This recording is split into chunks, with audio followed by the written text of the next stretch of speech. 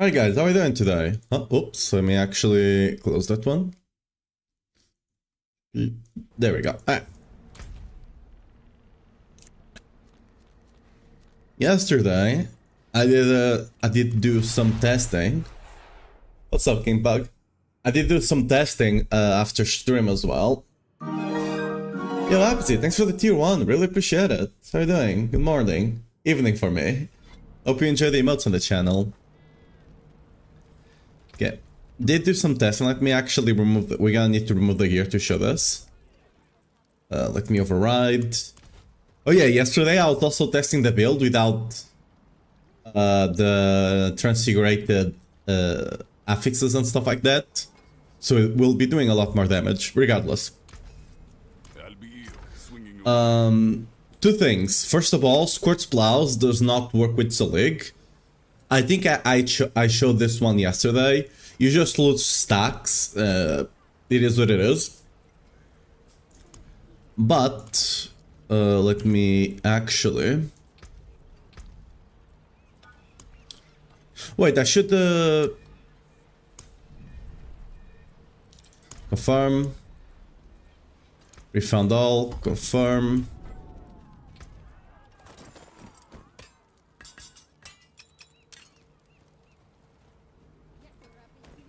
You have the boots on.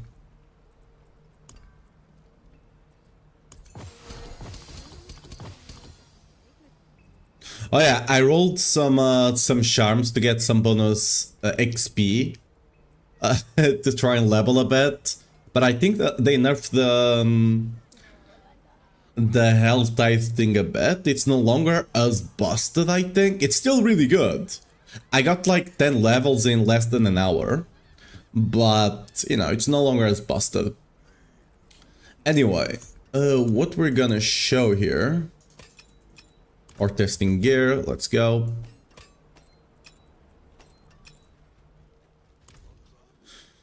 There's currently a bug that kinda makes the crown of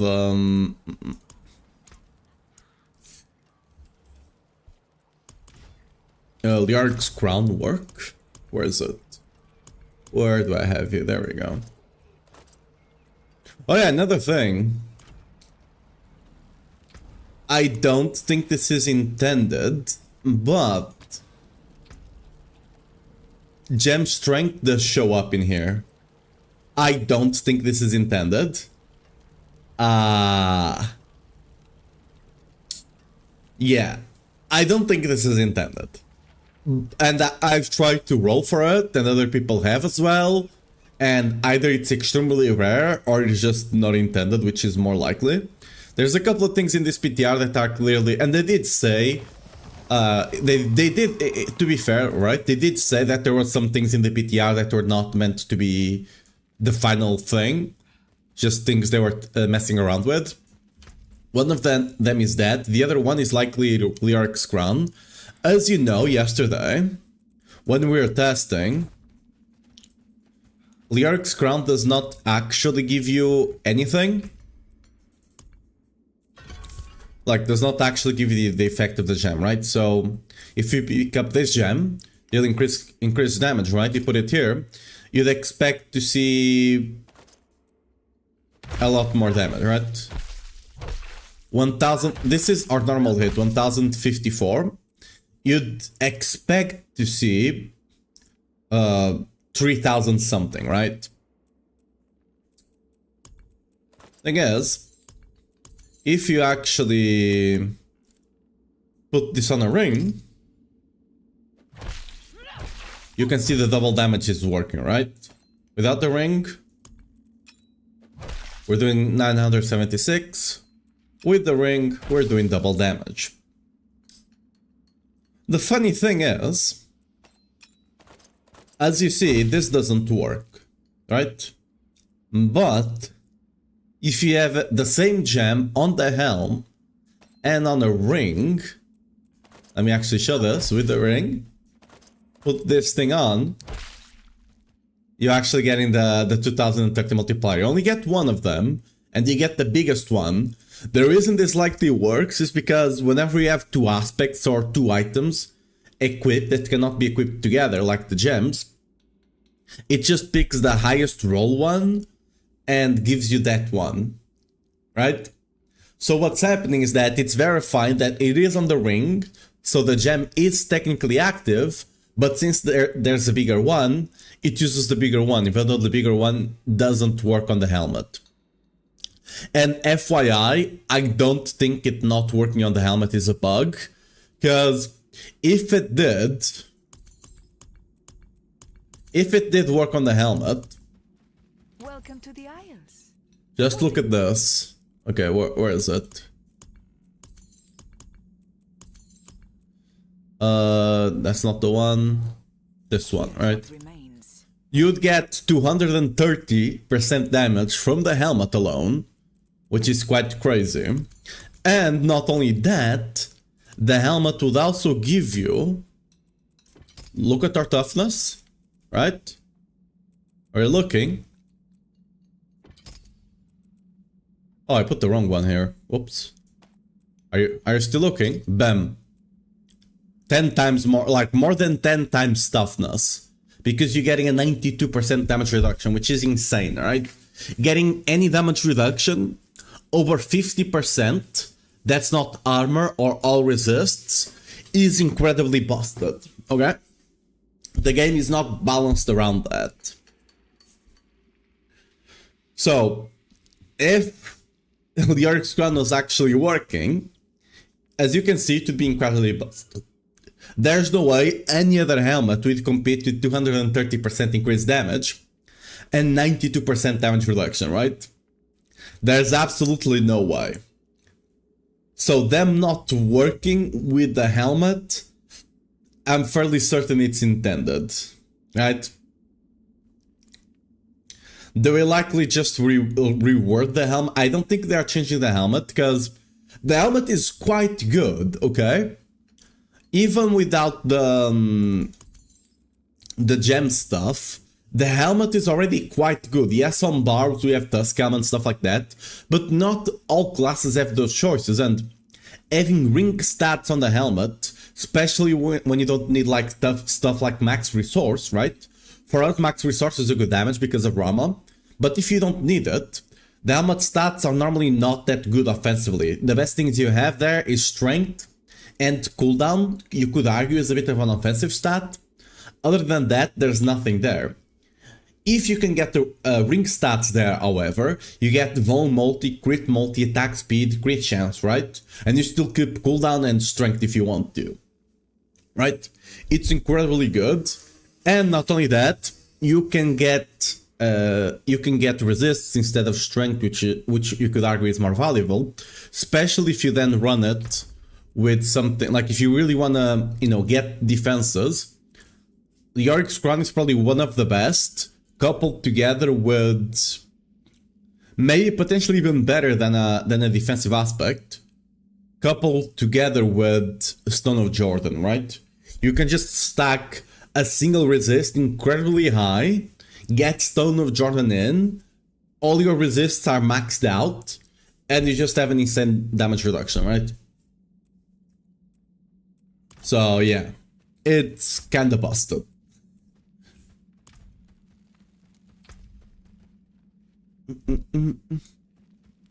Anyway, just wanted to show that off because, yeah, it's a fun interaction. It's definitely not making it live, and again, I don't think the Oryx Crown is actually gonna be something that's gonna work like it says on the live. Another thing people were talking about, I need to go get the Reservoir Gap actually. Supposedly, they did make Reservoir Gaff work like it worked before, just nerfed. And I need to actually test that. Because if it does, it's way better.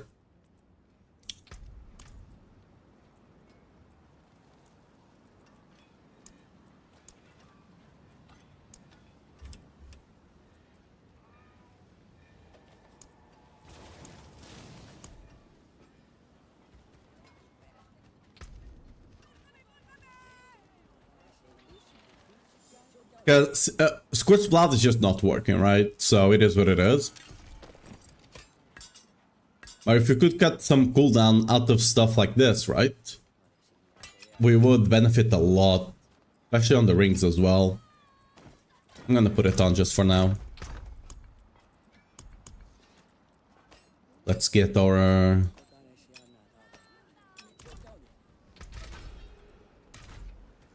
I tried to roll some charms before stream. I couldn't get a single GA resist one.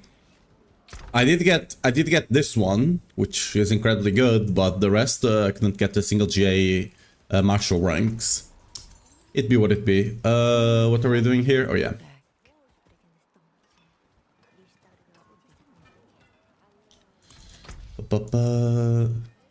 Whip.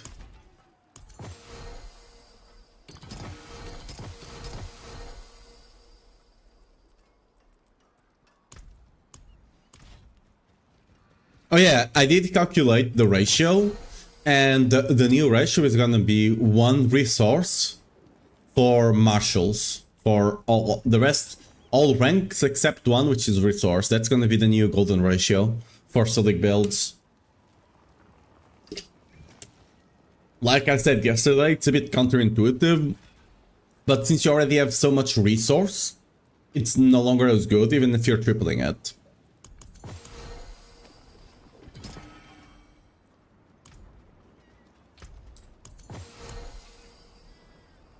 I was running this one to try and get some XP. Right. We need to buy equipment. Grant Unix. We need to do this juggle here. If you're having trouble on the PTR, because the guys, you cannot click the same thing multiple times, this is what you have to do. You need to kind of swap between 2 of them. Ideally, you do something like max aspects that gives you nothing. Doesn't fill your inventory at all, right? There we go, we're full. Just throw all the general ones in the trash, we don't care.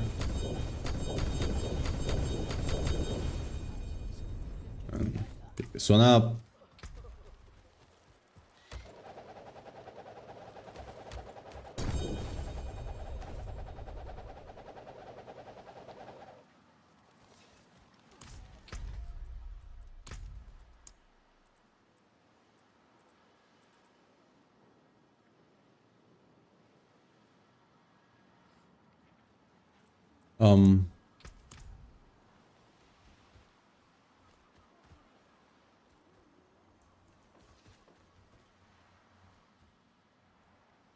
I guess you don't...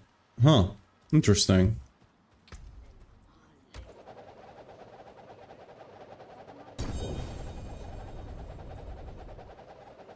Oh, the filter is definitely bugged. That's a Rama there. Interesting.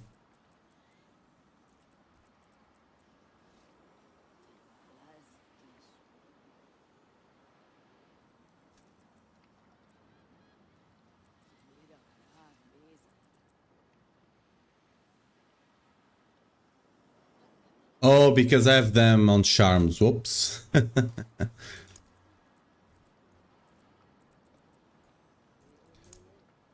My bad, my bad. Okay. Then let's add a new one. Specific unique.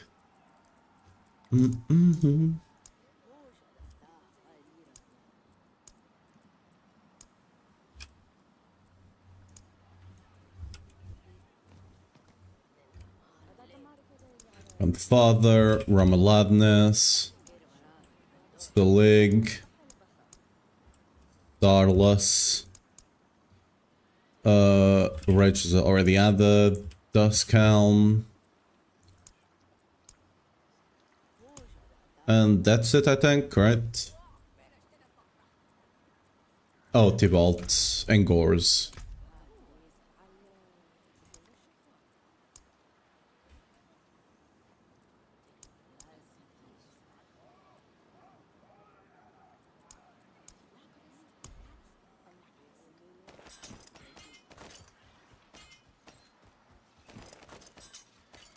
There we go.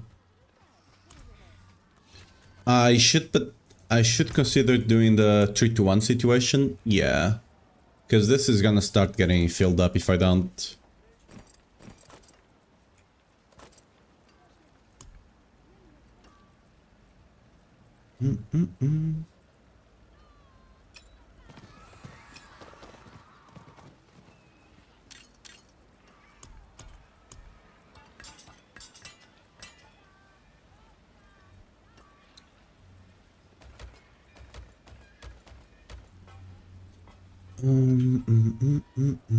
My cousins.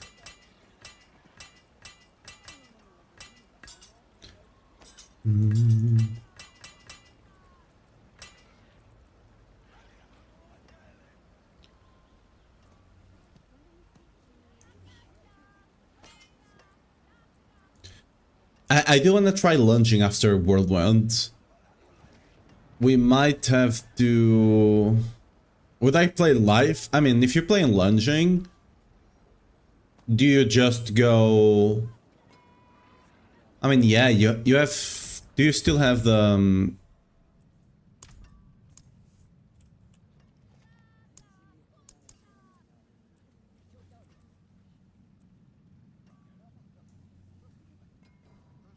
Oh, lunging no longer has...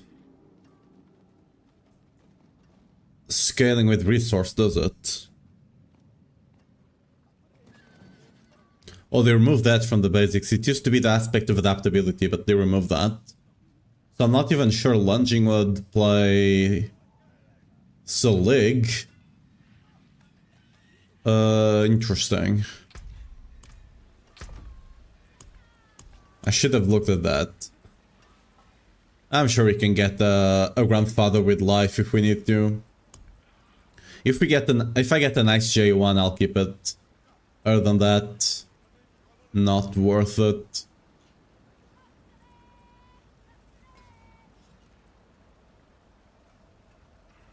This one is good.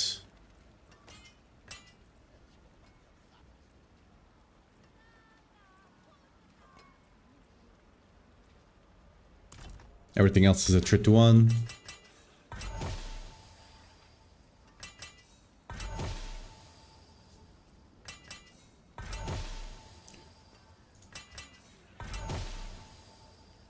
Interesting.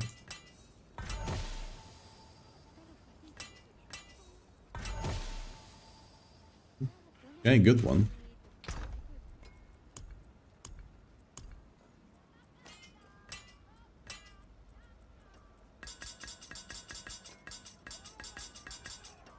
Ramans, I think we had a bunch of good ones.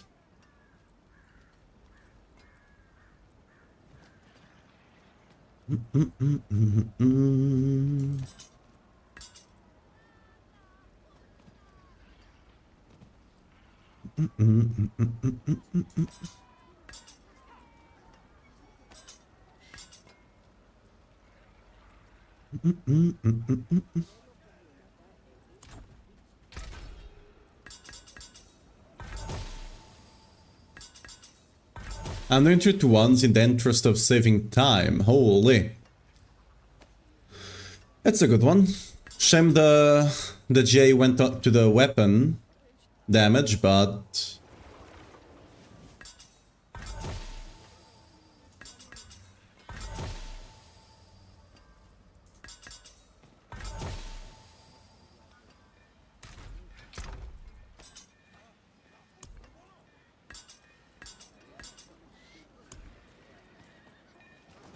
Okay, so we're not saving Squirt's blouses anymore, right?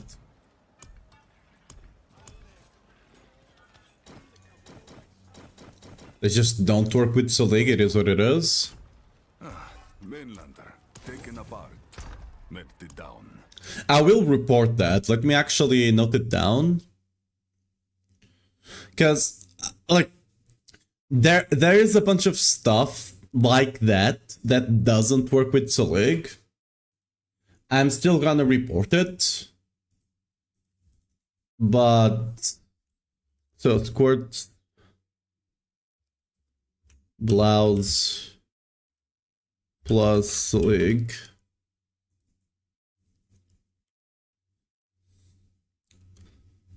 you lose Quart allows stacks even if you don't lose health with the league builds when being hit with the league.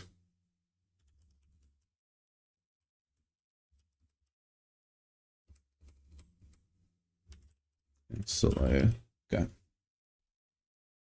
We need to check some previous bugs as well. I have the list from the previous season, from the previous PTR. I'm gonna have to note some of them down. We also need to test the techniques, right? We need to test the techniques. I'm not expecting the techniques to be working, I'm gonna be blunt. It's probably that's probably a lost cause.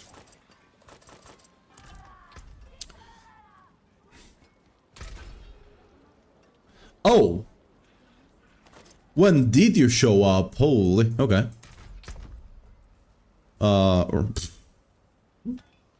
This is what you want to get on season, okay? This is incredibly busted. Holy, this is like best in slot.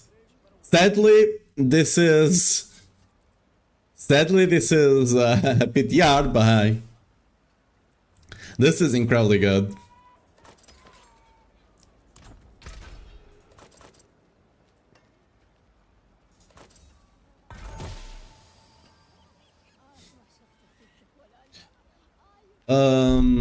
I will keep this one.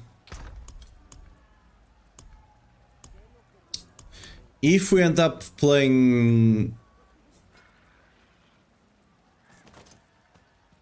I'm actually gonna remove Duskhelm from the filter because we already have this one.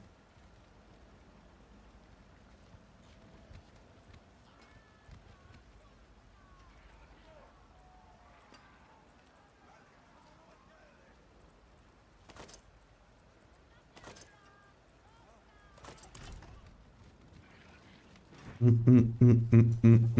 to seek an Ascari where stones are from creation, destruction.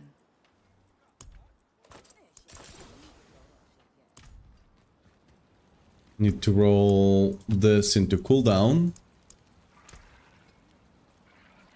How's testing been? Well, we know that Selig is still a thing. It's still incredibly good. It's just a question, is it gonna be meta over life or not? If this 200% is intended, because this could just be them, like someone updating, because right now iconic mythics will drop as unique, there's unique versions of them, and this could just have been someone trying to make the double resource work. The thing is, with Selig, 200% is not double. That's not how math works in D4. It would be 100% increased resource for it to be doubled. So maybe someone just didn't know how it actually works behind the scenes and just assumed double was 200, and that's why it got buffed. Maybe it's intended. Because honestly, I would say it's not that like massive of a buff. Because while running Selig, the more fury you have, the less tanky you actually are.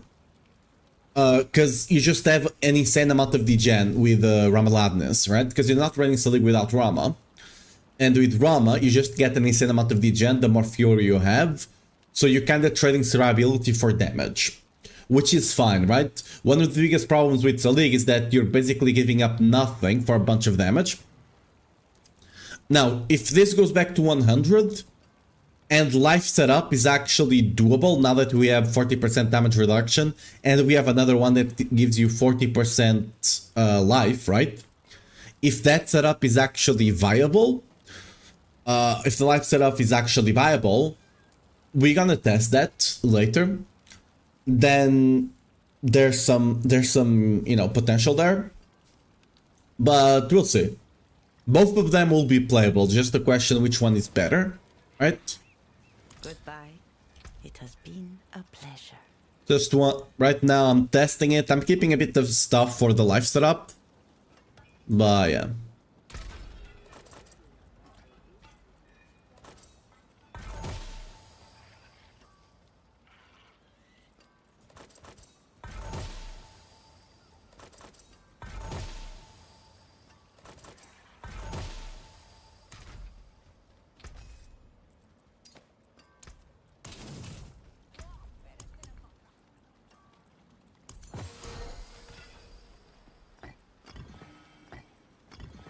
Yeah, that's That is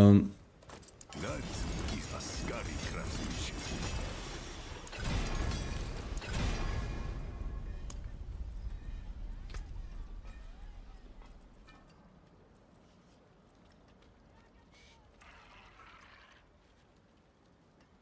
oh, this is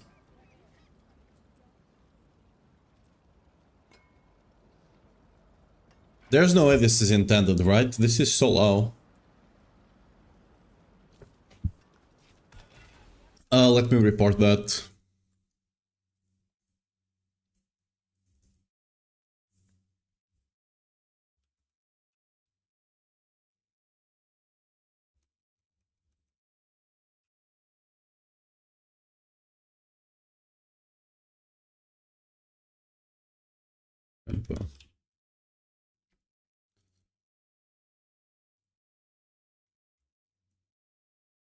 Resistance to all elements temper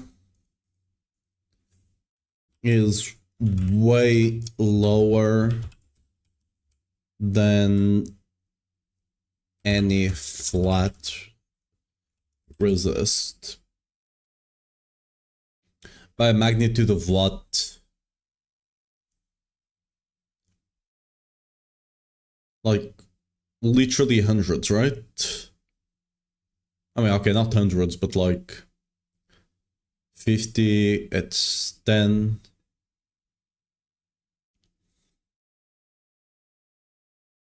A magnitude of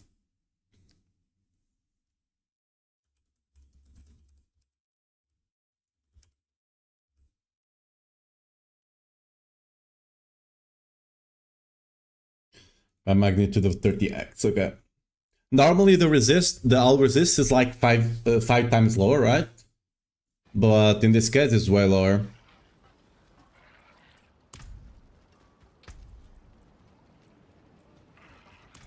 Oh yeah, let's remove Jarrett from the filter.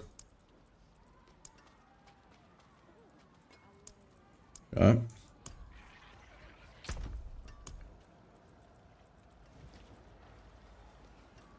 Oh, lunging. Greetings. Would you run T-Bolt's Will on a lunging strike build? Probably not, right? I'm actually not sure.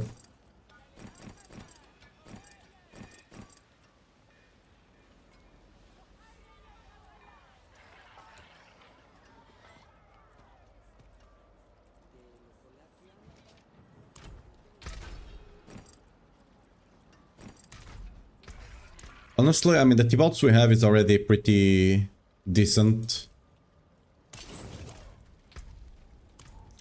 So I think we're also removing it. We're not going to be looking for...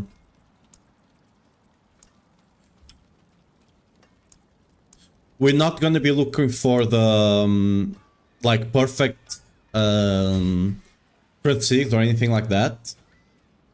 You run tables near lunging? Yeah. I'm still kind of trying to mentally picture what the build for lunging is going to be. Because I didn't realize the aspect, the adaptability was changed, right? So we have to build it slightly differently. We also have Shard being an aspect, a charm now, which potentially opens up some additional options. I'll have to mess around with it and figure out. Okay, what else do we have? We definitely want the better Starless, potentially better Grandfather. Ramadadness. We can remove Rama, right? I mean... yeah.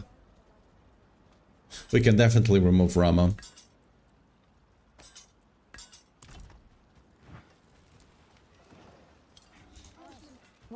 the Isles. What do you bring? I'm going for good like really good items. Even though this is not likely for you to be able to get, right? But it kind of makes up for a small level of transfigurations that we're not gonna go for. I'm still gonna factor in transfigurations at some point. One transfiguration per item, not like 3 of them.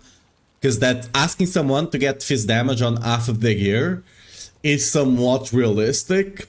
Asking someone to get like 2 or 3 transfigurations, that's literally thousands of hours, so that's not gonna happen. Even getting one good one is already potentially asking a bit too much.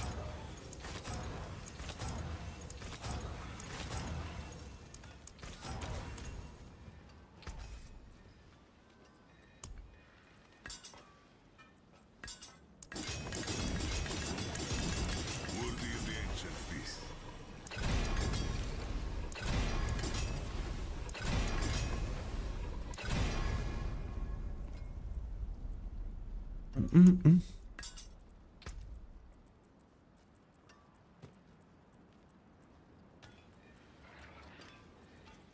Wrong one.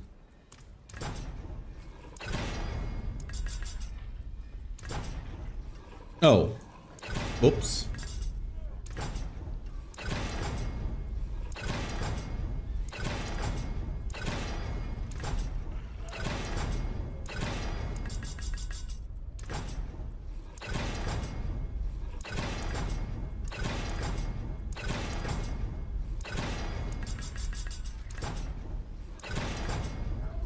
Dude.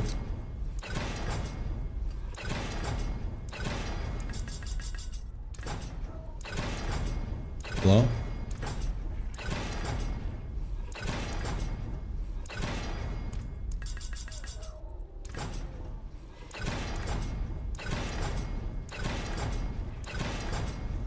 Dude.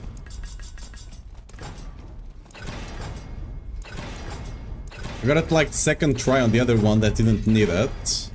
And now I wasted it and I cannot get it on this one. There we go. Okay. I'll actually save this one Rama. Because might as well, it is a good one. Why were these two spared? Oh, this one makes sense to spare. This one doesn't. Step up to my anvil. Guards, we still need a good one.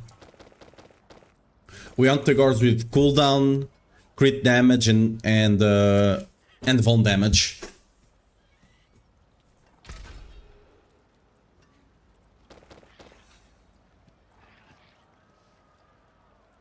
All damage multiplier is cool and all, but not really what we're looking for here.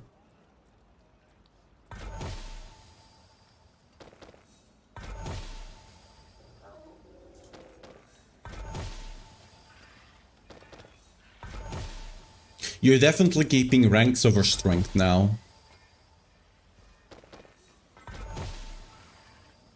Not quite what we're looking for. Starless, we do need a better one as well. Same for Salig. Oh, wait a second.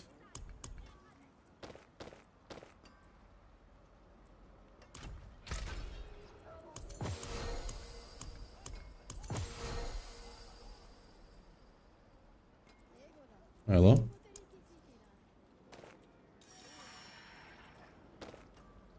Ah. Okay, the cube just decided to have a... I don't know. So for rings, what are we looking for? Crit damage, vuln, and cooldown as well. It's the same thing.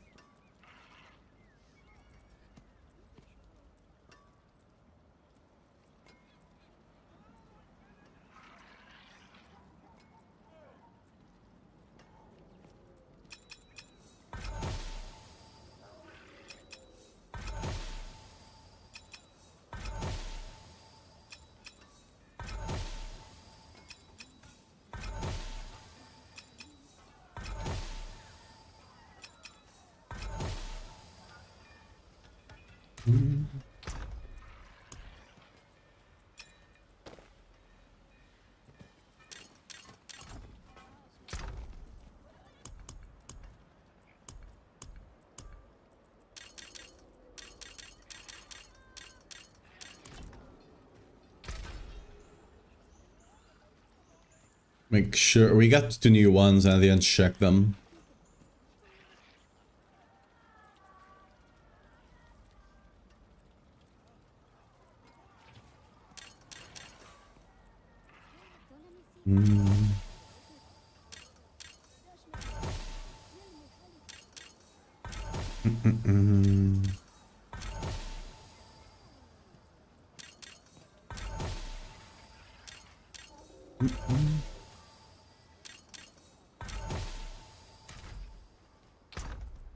Right, okay.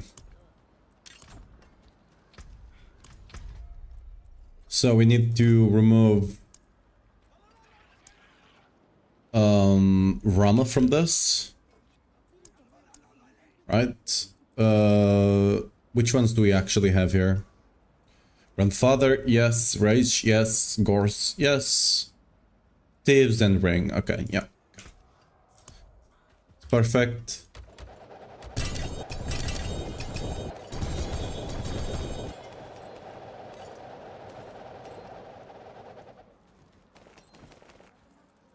Clearly picked up some stuff that was not meant to. I will need to collect those boots for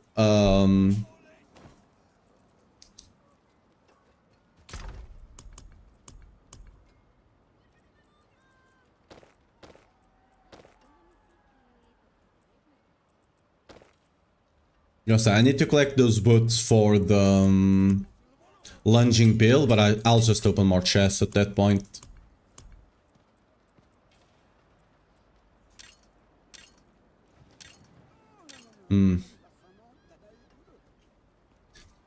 I wonder to what degree I should just filter for the stats and open more boxes. Launching strike DD, I'm not sure yet. I'll need to see. Probably not, because I think the DD value is kind of low, but I'm not necessarily ruling it out yet. Oh yeah, before we go any further, let me actually...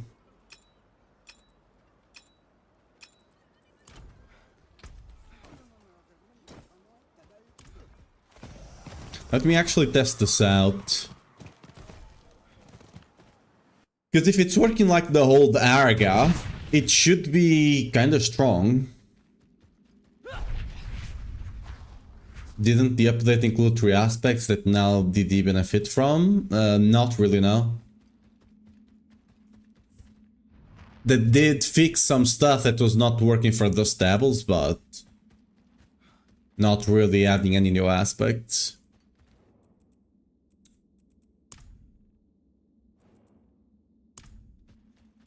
So, do we have the right technique? No, we don't even have one. Okay, 200 sword, there we go.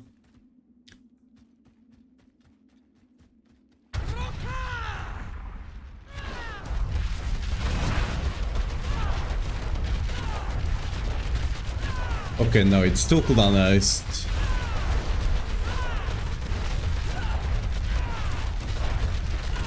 It's clearly cooldown haste, right? It's not actually reducing it by...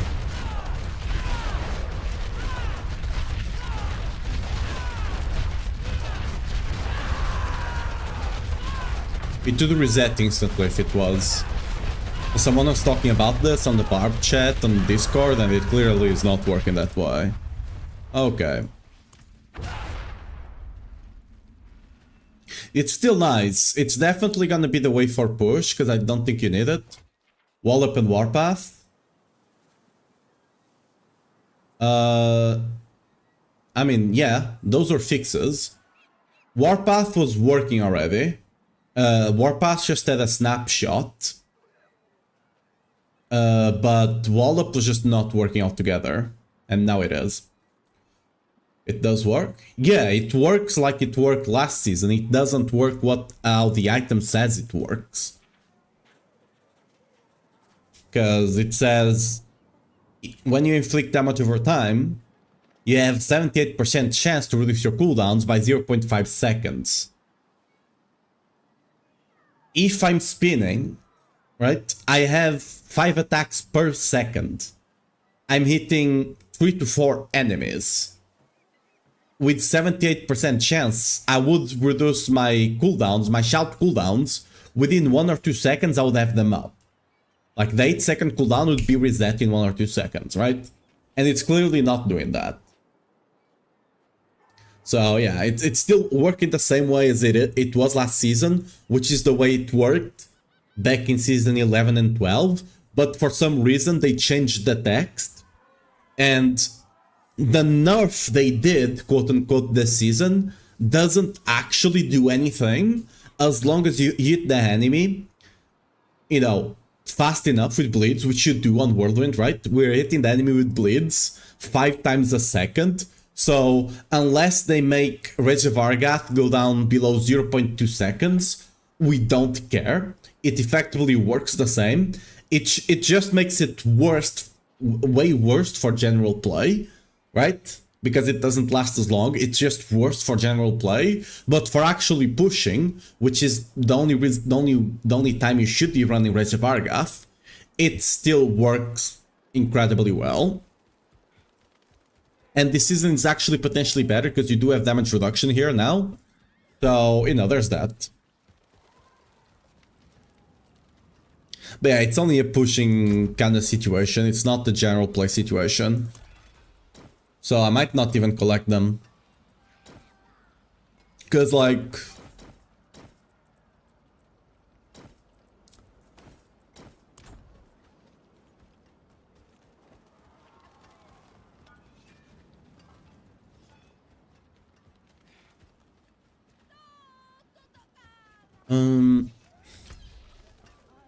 I'll keep one actually.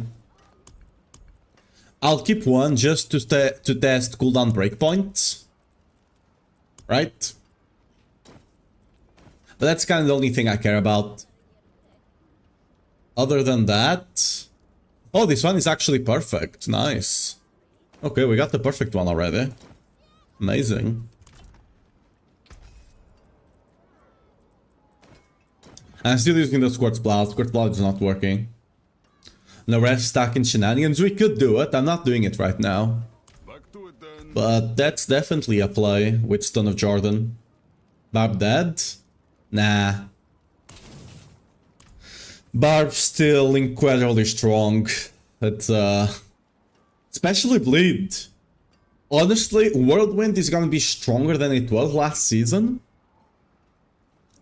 But Bleed, on the other hand, Bleed is gonna be busted. Bleed is gonna be doing 150 easily in the first, like, week or so.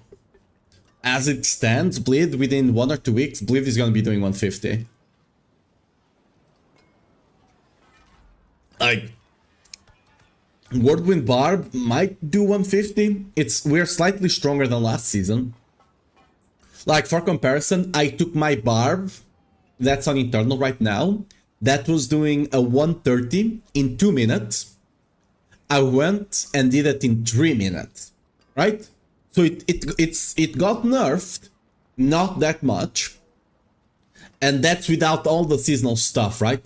With the seasonal stuff, you get an insane amount of DR, you get an insane amount of attack speed and crit chance, right? And then you get something else, whatever, right? The last one doesn't really matter. Which, this attack speed and crit chance is what? 6 or 7, huh? 6, 7. Anyway, it's 6 or 7 affixes worth of stats. Which means that's more stats that you can put somewhere else for more multipliers. Which is quite a lot, actually. Right? And then you're also dealing with mythic seals and all the other shenanigans. So, yeah. Definitely, I think and Salik did get buffed. I don't know if this is gonna stay or not. We also gonna try the not the resist, the life setup at some point, just to make sure. I also currently don't have the skulls here, but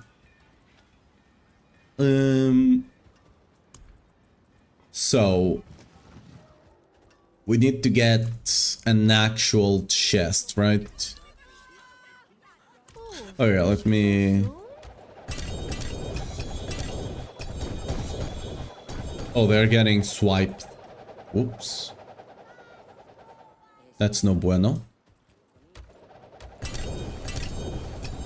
Oh, the items are getting deleted. God damn it.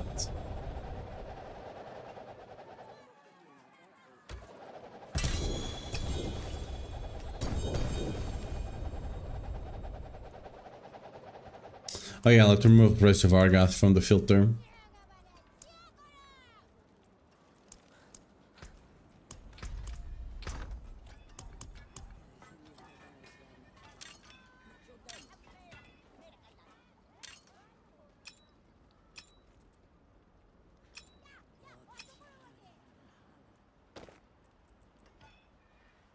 That's something.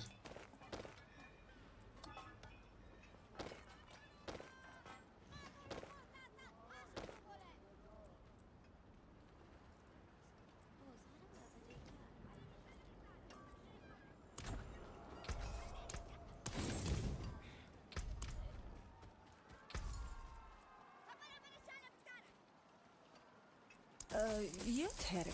An excellent. Nice. Hey, it's a legendary prize for the. There we go. We were just getting warmed up.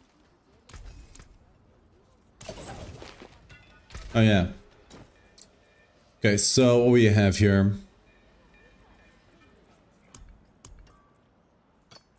So remove utility. Remove a defensive.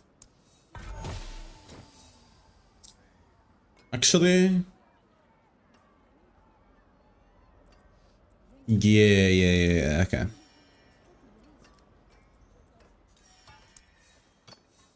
Let's add strength back on. Let's focus reroll the strength a bit. Let's get like 115. Yo, Romeo, thanks for the follow. Welcome to stream. Okay, 115, that's decent enough. I don't care to try and min-max this. We're gonna do something cheeky here. Brings you to the ancient We're gonna lock life. Even though we want Fury regen. We're gonna lock life for now. We're gonna add a defensive back on. That defensive is ideally gonna be armor.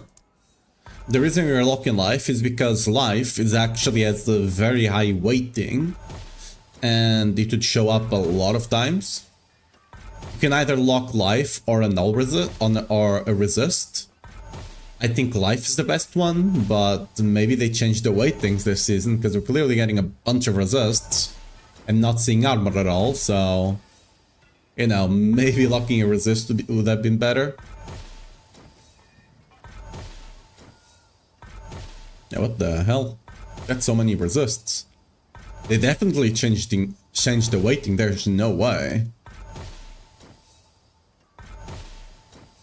There we go, armor, that's a decent roll, right? Yeah, that's a decent roll. And now we're gonna get free regen, there we go. 4 is max roll, right? Yep, okay.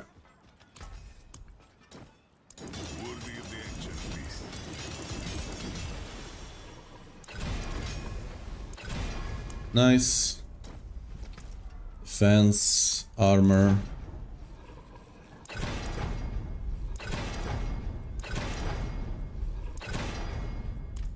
Amazing. Kettle's on. Lay out your herbs. Bring me a challenge next time. Good.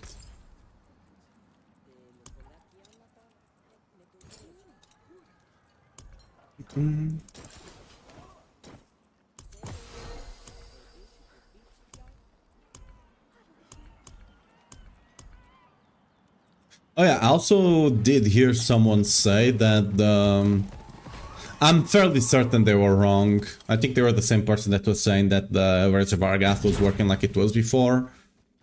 But let me just double check, just in case. They were saying the Dust Devils were applying the bleed from the technique. They indeed are not. I'm running the technique, right? I indeed am, and the Dust Devils are just not applying it. Yeah, Dust Devils are not applying it, okay.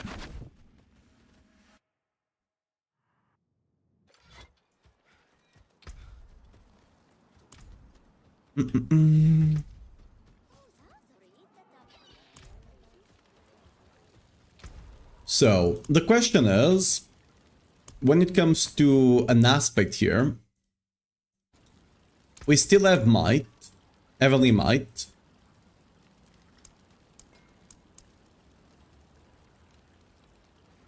Which was nerfed, right? 30% now. Alternatively, we do have Disobedience. The thing with Disobedience is it can go up to 45% damage reduction. But you do need to stack it up. For pushing, it's definitely the play if you're not running Reservoir Gas.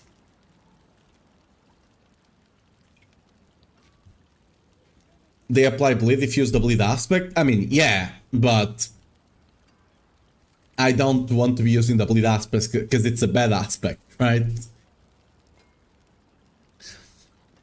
Like, either they apply bleed with a technique or it doesn't matter. Regardless, it's not that big of a deal. It could just mean you would stack the Disobedience faster. What do you seek? For general play, I still think you don't run Disobedience. It's still Heavenly Might, sadly. That or Juggernaut. Juggernaut does make you not have the dodge as often. So I'm still gonna stick with Heavenly Might. The reason you can't run Reservoir Gas for general play is because you can't proc it fast enough. That's just how it is. Like, you don't have good uptime on it for general play, because you kill something, you walk for 2 seconds until you kill something else, right? You proc it for 0.5 seconds, so like 3/4 of the time you don't have cooldown haste, so, you know. It's one of those situations. I'm actually gonna save this just in case, but...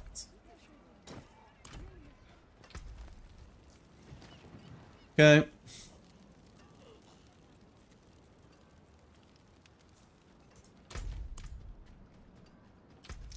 So, with 0 transfigurations, I think we have everything online right now.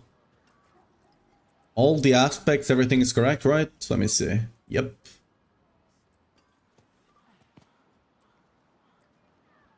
Oh, we're missing armor here, actually.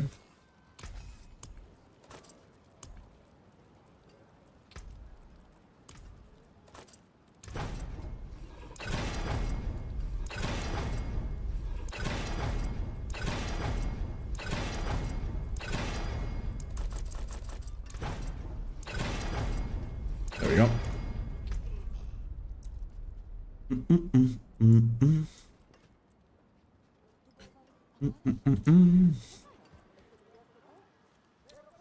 Anything else? What's our cooldown? That's correct. We're missing a bit of damage because we're still only 211 per gun, right? We don't even have, like, for example, here on Twister, we only have it active. We're missing a bunch of additive, right? We're missing a bunch of additive here. I made sure to go for resists first, and even then we're still missing resists here, right? I would like if they gave us a 250 Paragon character, because that would be much better for testing. I tried to level it before stream. I might try to do it for tomorrow, but it will probably take me like 4 or 5 hours to level the character to 250. And I kind of don't want to waste that time on the PTR, you know? Oh yeah, we also need to... My guess is we're gonna be speed farming 120 something without Transfiguration.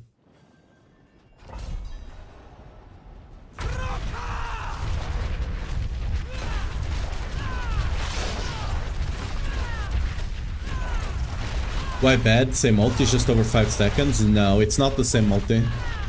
It's way lower.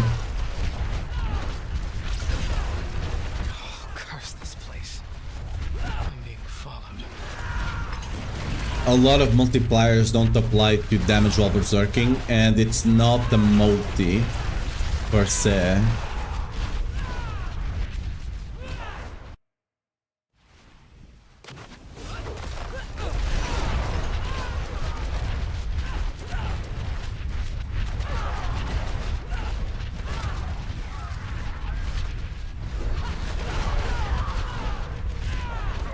There's a reason no one uses it over another 60% multi, right? Oh, but do I think they're gonna nerf Furnace? I don't think they're gonna nerf Furnace.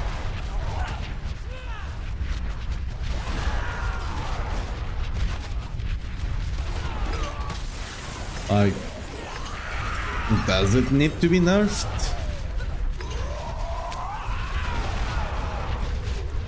Like, is it that? I don't know. I have not messed around with it, so, you know. Maybe I'm missing something. Are the expertise working? Nope. As far as I can tell, it's still the same. I didn't notice any damage loss when I switched to it. I wasn't used because it was broken. No.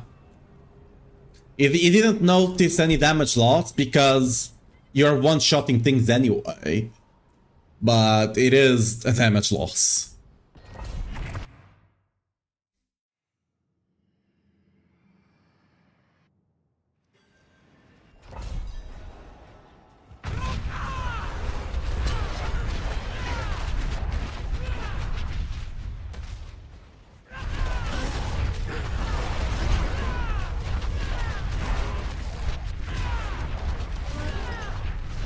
Furnace does have awful stats, which is one of the bigger problems there, but I don't know if that multi could justify it, I guess, maybe.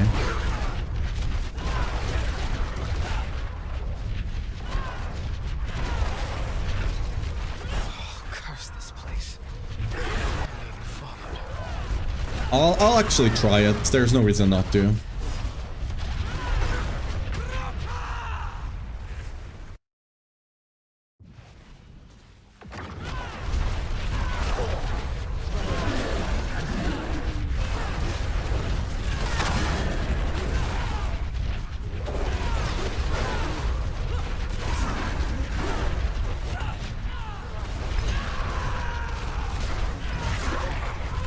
With average damage like that, I did not notice any loss at all.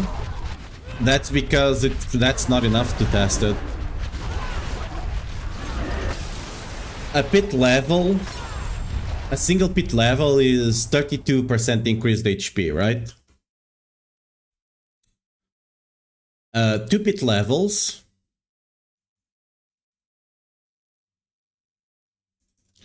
Uh, 1.32 elevated to 2. 2 pit levels is already bigger than a 60% multiplier, okay?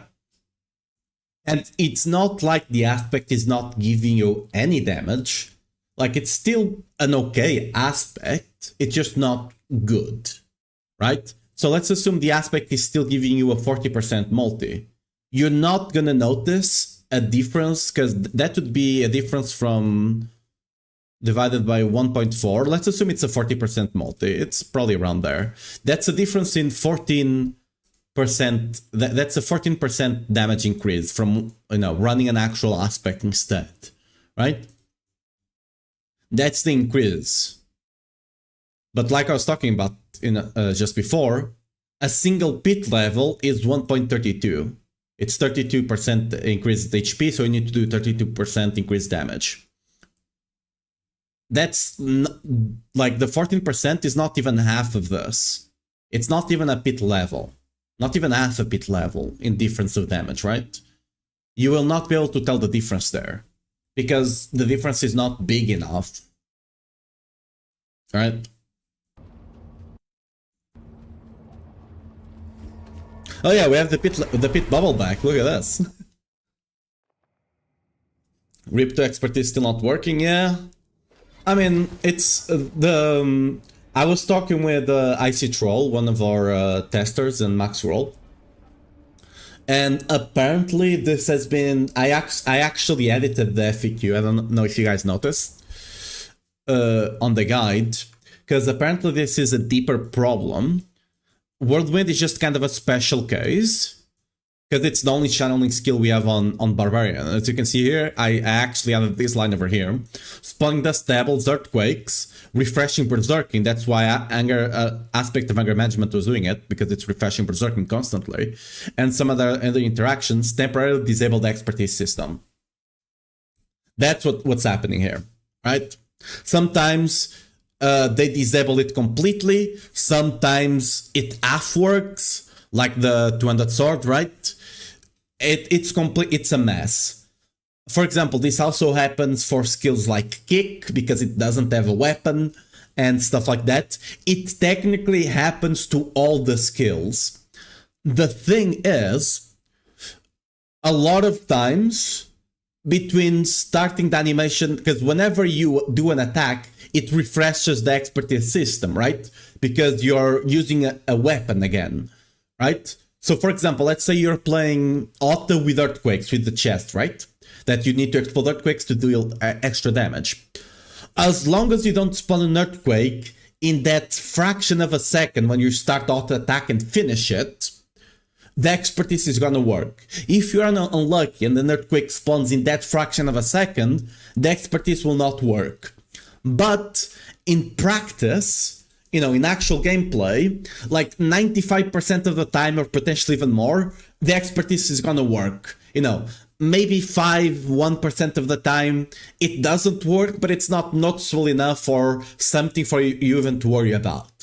The thing with Whirlwind, it's a channeling skill, which means you only do an attack, quote unquote, on the first swing of Whirlwind. After that, you're just maintaining the attack. So you're not refreshing the attack, aka not refreshing the expertise system. And that's why it doesn't work on Whirlwind, because we are special snowflakes, you know? We're Whirlwind, and channeling just has that problem here. Like, technically you are using a weapon with the skill. This normally affects skills that don't use weapons, like stomp, kick, and stuff like that a lot more. The thing with Whirlwind is, even though you use the weapon, you don't want to be spamming Whirlwind, right? You want to be channeling it. So after the first half a second or something, you just stop benefiting from the thing. The first time you spawn the Dust Devils, you're done, right? Dust Devils, because like if it was just the Dust Devils, you could potentially just play something else at some point. You probably wouldn't, because Dust Devils are just way stronger than the other options. But since it's also refreshing berserking, which at the very least you're gonna need to do, like for Wrath of Berserker. Wrath of Berserker is constantly resetting your berserking as well. It's constantly refreshing it as well. So best case scenario, you're using berserking from Warcry and you still are refreshing it every 6 seconds. So you need to stop and channel Whirlwind again every 6 seconds. It's not worth it for a technique, you know? All of that work for just to make a technique work for 15% extra damage is not worth it. You lose a lot more damage from your uptime. It is what it is. Apparently this has been a thing that has been a problem at least from Season 7 onwards. It might have been before as well, but I don't think we have the data. I'm not 100% if it was Season 7. It was between Season 7 and Season 9 that I think that was discovered. I was not aware of it even. But again, it's such niche situations, right?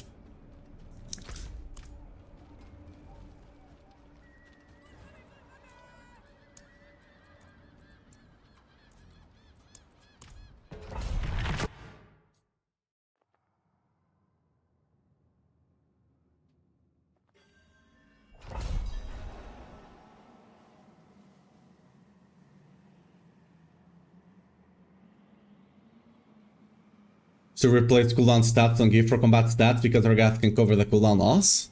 I mean, yeah, but why use why use that aspect when you can use Twin Sword Expertise? Nothing else is working, so you might as well use the Expertise. Like, it's either you take bleed here, which gives you some extra damage and utility, or you take like attack speed here. No, actually, yeah, attack speed here, which is only when you kill enemies. Chance to gain berserking only on stand enemies. The damage is not working as well. Or you take increased chance against injured enemies, which you don't care. Or you take the lucky chance to get increased attack speed. So it's either 12 attack speed that you don't need, we're already capped on attack speed without trying. So like, don't useful technique, it hits the 200 sword expertise anyway. All the other ones are useless.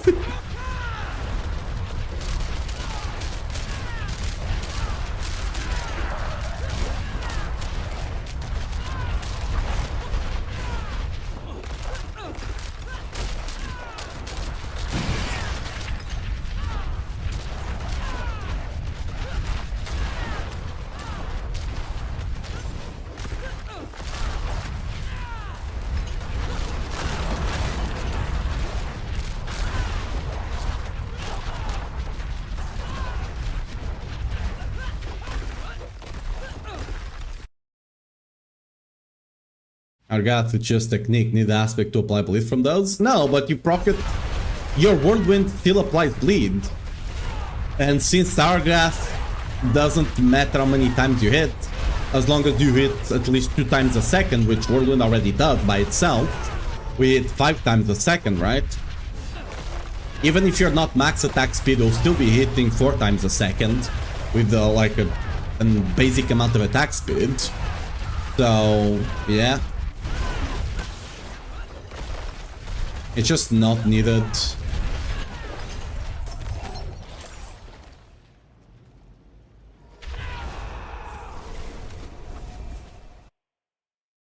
So definitely go Auto. The problem with Auto is survivability, but this season you might be able to get away with it. And Auto might be decently strong. If you could stack the shards, Auto would be incredibly busted. Since you can't, because you would use like multiple of these shards, multiple of these ones with Ring of Red forward to guarantee a crit, and then Auto would be busted as hell. But since you can't do that, it's probably still gonna be decent because you might be able to survive actually now.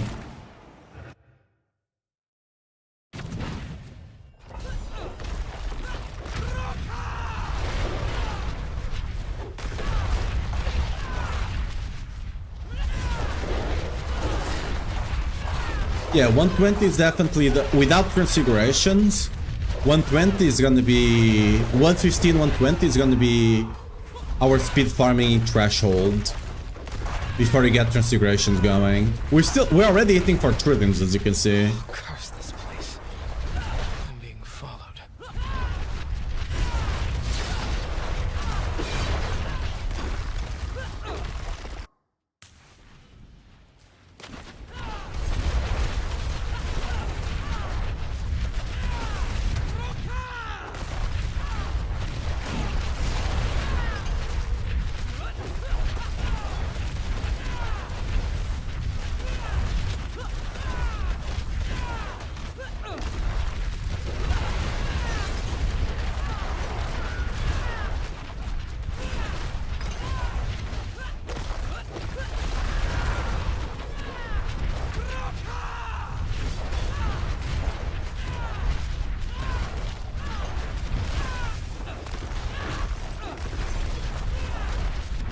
We're gonna try with the furnace to see how it feels, but yeah.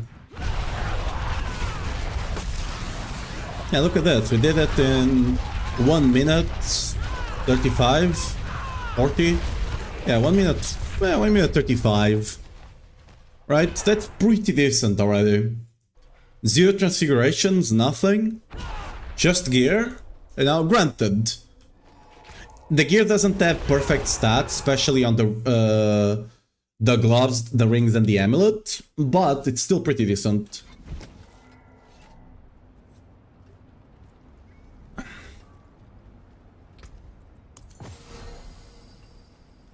The charms can still be better, right? I don't even have +1 martial here. +3. Damn. Like, you can definitely get better stuff. Like, 120 I think is gonna be very achievable, because, like, you might not have a helmet like this, which doesn't really matter, right? When it comes to damage, like, the big things is actually getting a good Ring of the Starlets and Salig. Those are gonna be hard to get with good stats. Actually, one of them, which is probably gonna be the Salig that you do it with, you're just gonna get a bunch of amulets, gamble them on a Paladin. Paladin? Yeah. You gamble them on the Paladin for a higher likelihood of getting a Salig, and then you just upgrade it here using the Mythic recipe. Because it always guarantees the one you want. You just farm for one with good stats, you upgrade it to Mythic, and that's how you get your good Salig with the perfect stats. The Ring of the Starless, it is what it is, right? You might miss crit damage on it. Because ideally you want to roll that attack speed away, right? Because you are way overcapped on attack speed. So, but, you know, it is what it is. I'm not gonna spend here all day just trying to get it. Gores, you can definitely get crit damage more easily because you can just farm Grig now. With the changes they did in Season 14, right?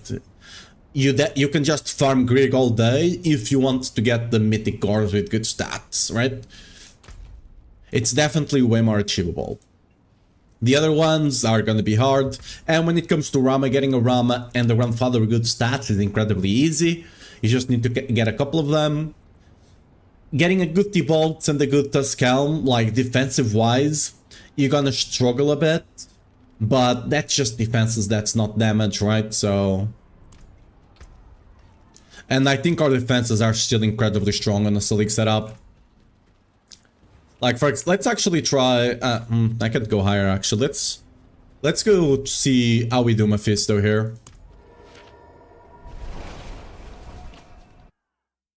Auto Dire straight life build, stuck in the hour where you can, or Salig Charm without Rami. Oh, you don't run Salig without Rami. Like, there is no reason to. You just run... You would just run, like, that's... You're just investing way too much in defenses for it to be worth it. You just run a life setup. Straight up.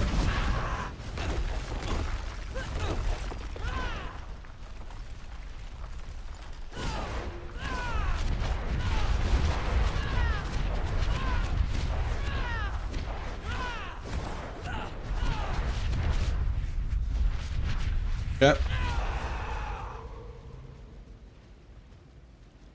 Let's see how Mephisto treats us. I mean... Still quite solid, I would say. No transfigurations, by the way. No transfigurations, just gear. And not perfect gear either. Like, we're missing crit damage on... Crit damage multi on the Salig, on the Ring of the Starless, on the Gores. We can still tank the hands. We can't quite one-phase them on this last phase. Oh, whoops.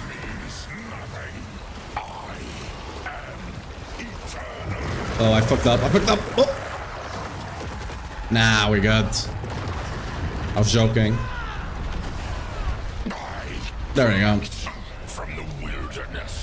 Easy enough, you know. You can't quite one-shot him without transfigurations, but hey. I think we're still hitting good next season on Whirlwind, right? I think we're definitely still hitting quite good on Whirlwind next season. We're still incredibly tanky. We have the damage. We're speed farming 120. We're killing Mephisto like without trying. Like, I don't have a key. I think we're eating good next season. Okay, still.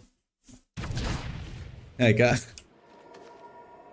I was a bit worried about the Rama nerf, but I mean, it's still good, right? We managed to cover for it with Starless, so yeah. Oh yeah, let's try and get a Furnace, right? I don't have one with good stats. I think Furnace... Like, this one's have the same stats. I'm guessing it's fire multiplier. Like, the lucky hit fire damage is definitely an inherent stat. I just hope the other one is strength. Or weapon damage. Either or is fine.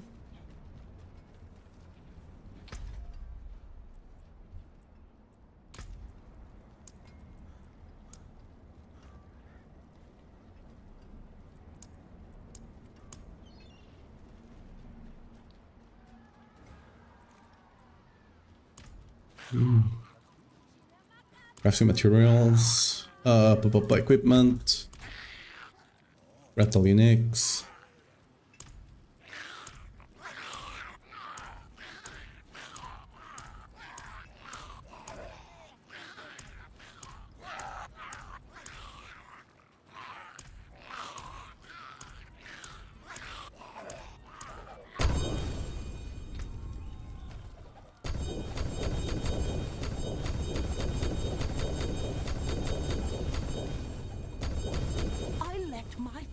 To follow that man, that thing.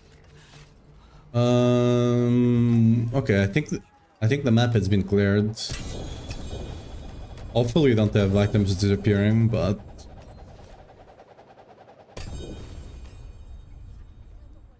okay, it's weapon damage and fire damage.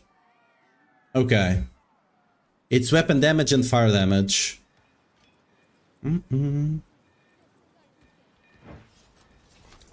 Let me actually... I've been saving a couple of them just to record this, so let's remove that one.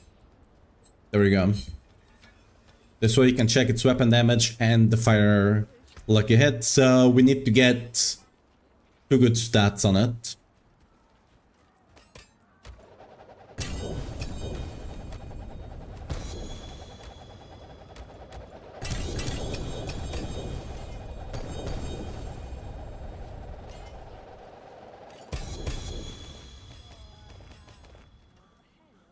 Okay, I think some items definitely got...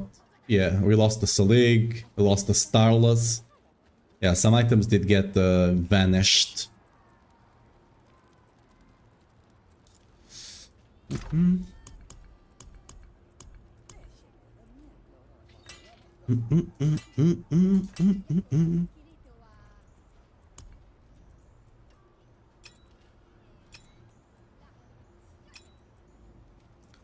Holy, true GI. Amazing.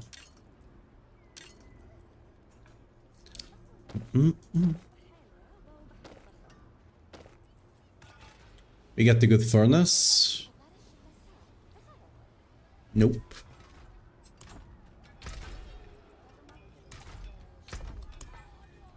Let's go open up the...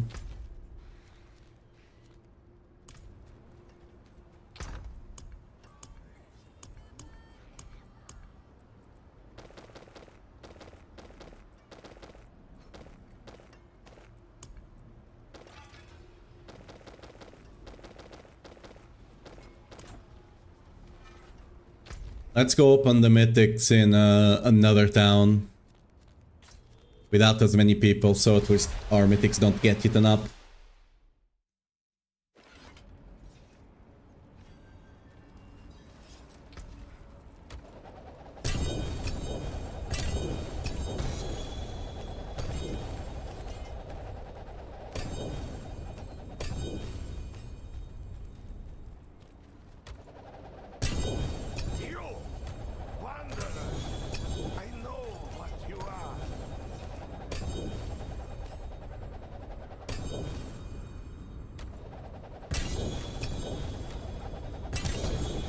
Well, some items got eaten up, really. Holy. Yep. Some items are definitely already getting eaten up. That's not good.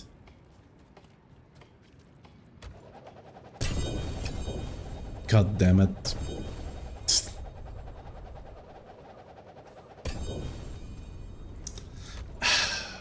I hate it. Why don't... This is just... They should delete items that have been around for longer, right? Not the ones that are just spawning in. Like, if you left a good item on the ground, that's a you issue. For like, you know, 30 seconds, that's a you issue.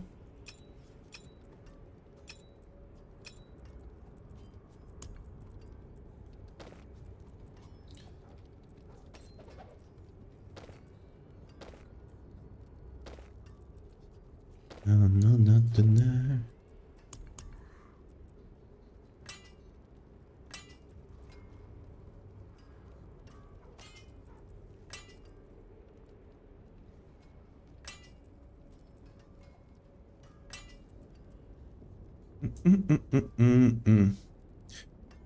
Is Red Fervor Auto just cope?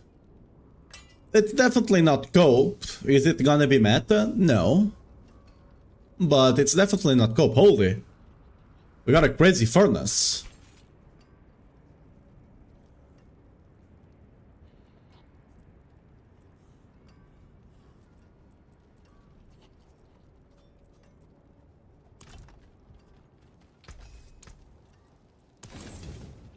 Okay.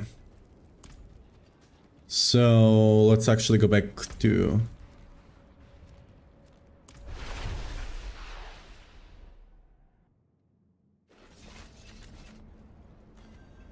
Mentioned doesn't apply bleed. Yeah.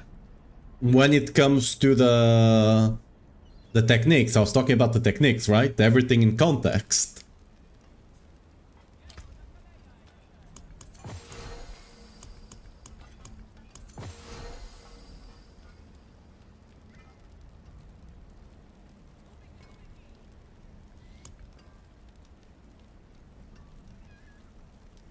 It's not 1 second per hit. I can guarantee you it's not. Again, if it was 1 second per hit, you'd be resetting your cooldowns. Like, with enough enemies, you'd instant reset your cooldowns. Like, with 20 enemies, you have a 15-second cooldown that gets insta reset within a second. Right? Because you're hitting enemies 5 times per second, assuming you're also proccing with the dust devils, that would mean you are hitting them like 10 to 15 times a second. Each of them proccing Argath, you'd instant reset your cooldowns. That's how Argath used to work. Right? On Argath, you literally had builds, like for example, the minion build, back in season 9 or 10. You'd basically cast your Rage of Argath, your Call of the Ancients. It had like a 20 second cooldown. You'd proc Argath, instant reset on a group of enemies. On bosses, you need to do Whirlwind, and it would take like a couple of seconds to reset.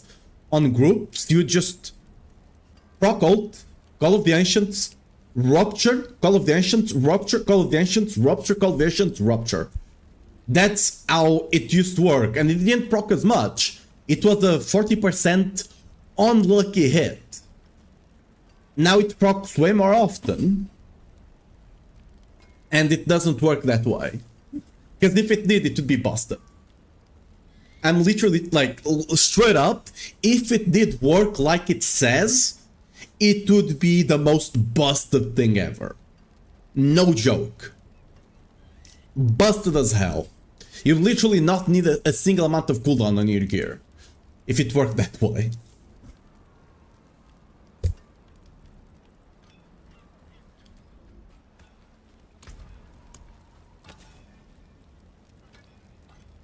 Is this chance to deal fire damage worth to keep? I mean, normal multipliers, probably not. A lot of my multipliers are fizz, so probably not.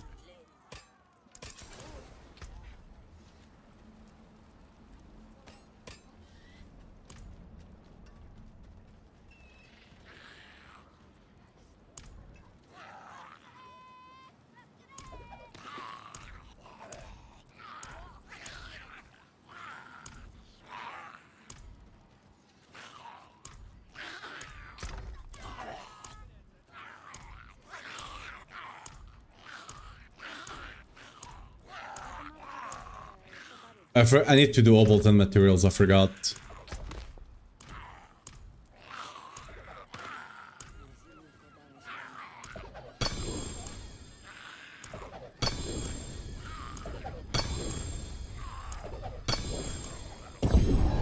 Whoops.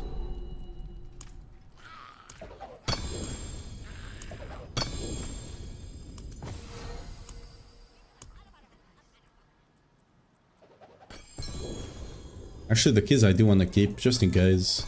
Wait, no, I can get keys, I don't care. I can get keys from the Marak. Actually, let me see if I can...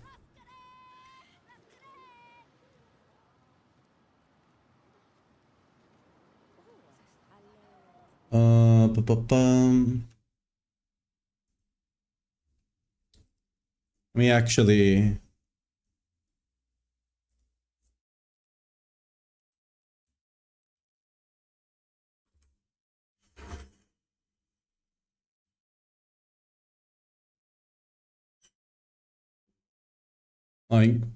That's actually...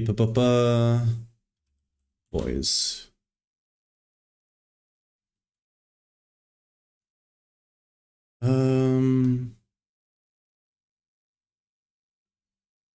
Is this the one?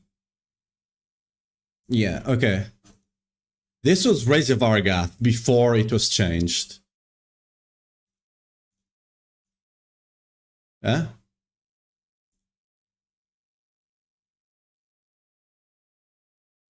Look at the cooldowns. Look at the cooldowns. This was Rage of Argath. See what I mean? It would instantly reset. And this was with Lucky Hit on 40%. It used to be Lucky Hit reliant, and then you have it procs 40% of the time. Right? Look at those cooldowns. Look what's happening there. With multiple enemies, that's what happens.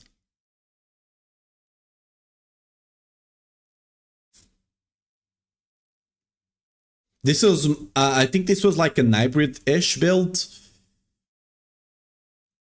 Yeah.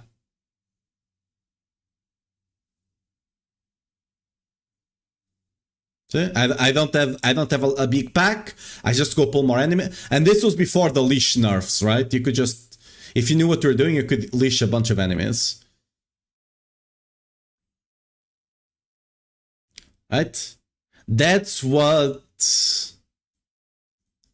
Rage of Argath used to be. Oh, there was a... God freaking damn it.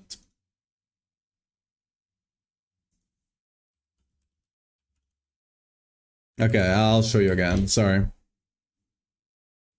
I didn't see they procced.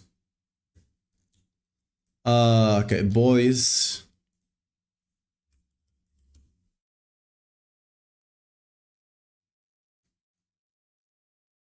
There we go.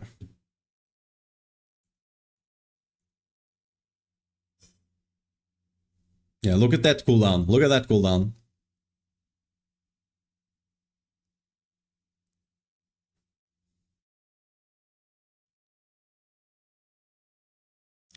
Look at those cooldowns. Look at that. That's what Rage of Argath used to be. On Lucky Hit, which I think I had 60% Lucky Hit on Whirlwind at the time. And after the Lucky Hit, it's a 40% chance of triggering, right?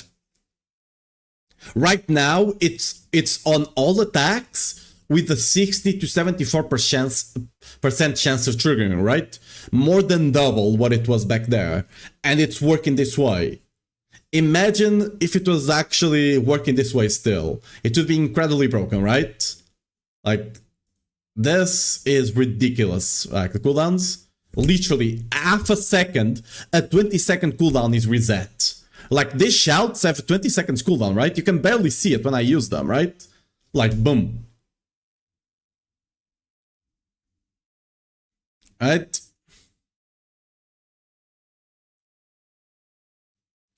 It's ridiculous. I think incredibly so. Like, whenever I saw that they reverted, quote unquote, they actually didn't, the Rage of Argath for Lord of Hatred, like, we, on the Barb chat, on Max Roll, we were going crazy, like, it was gonna be the most busted thing ever. Lo and behold, it was working like it was working in Season 11 and 12, sadly. But like, it's ridiculous. Anyway, we're gonna test the furnace, right? Let's actually see. Come back if you get thirsty.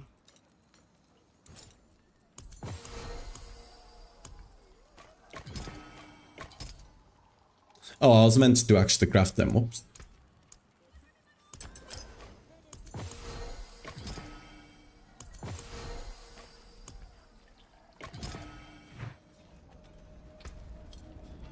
The question is, does this...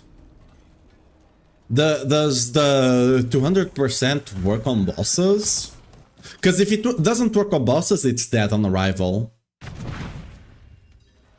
The assets plus blood medical honor... Yeah, it does go crazy.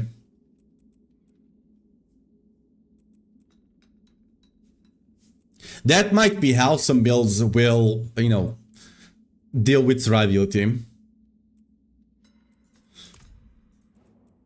Okay, so boss training dummy. So we should see basically not quite double the damage, but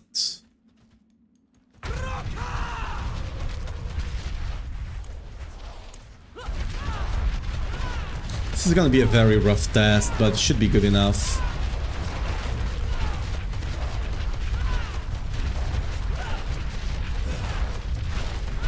So 1000.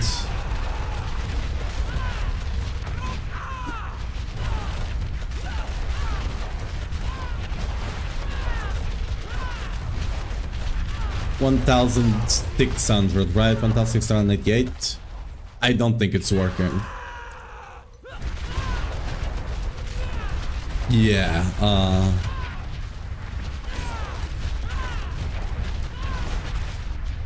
I guess it's not masterwork, so yeah, we're losing a lot of damage there. That's my bad. Don't think it would be that big of a difference anyway, but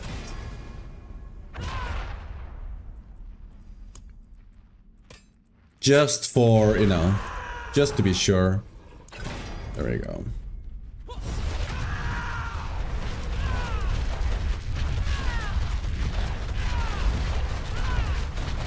So we're dealing...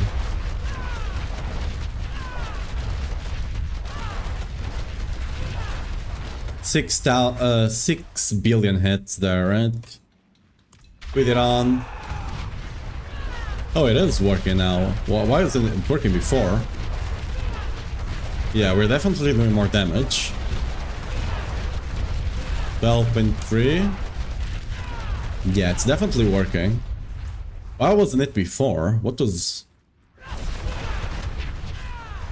It was not working without being masterworked? That's weird as hell.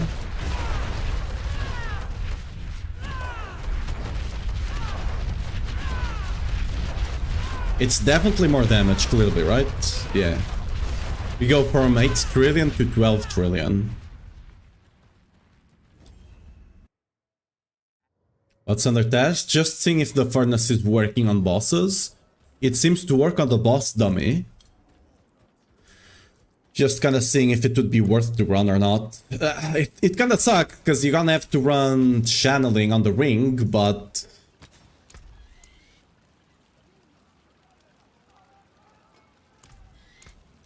I just have to see how it feels to clear with, because we're gonna be missing a lot of that. We're gonna be missing... like basically a 120, 140 multiplier for trash, but the elites will die incredibly fast, right? And same for the bosses.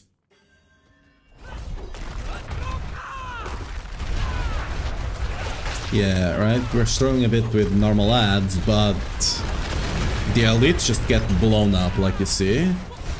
so I mean,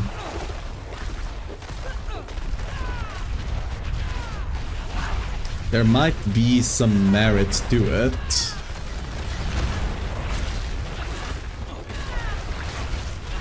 Oh, curse this place. I'm being followed. Oh, so I think they smoothed out the leap animations. Yeah, look at that.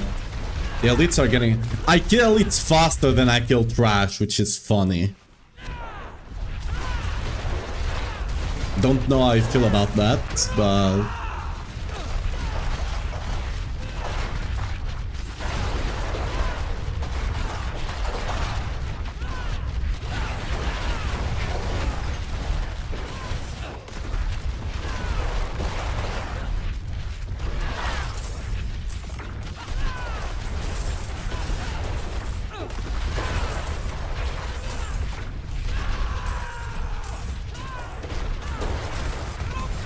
yeah, look at that. The elite just died faster than the trash. Okay, we're getting an incredibly bad layout, though. Let's actually restart this one.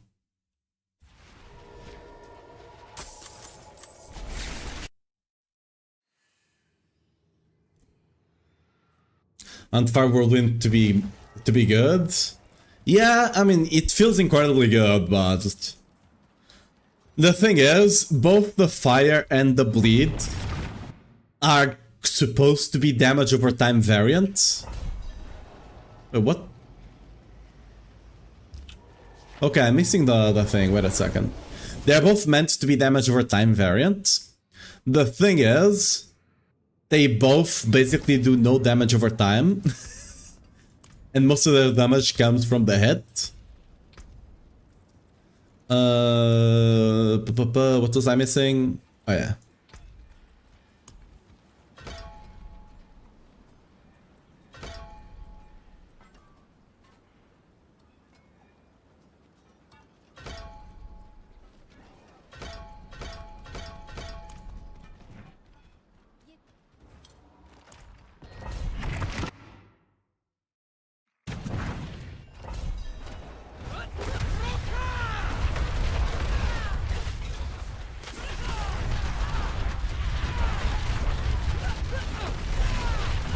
Yeah, they smoothed out the animation between Ja and Leap, it feels.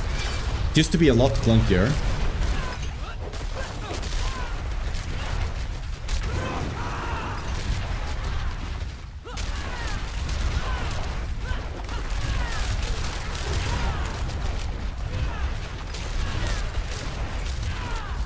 I mean, at the very least, you're definitely gonna try to keep one for whenever you go bossing, right? You just swap one in easily. And just run it at the very least for bossing. 100% you're gonna be running Furnace.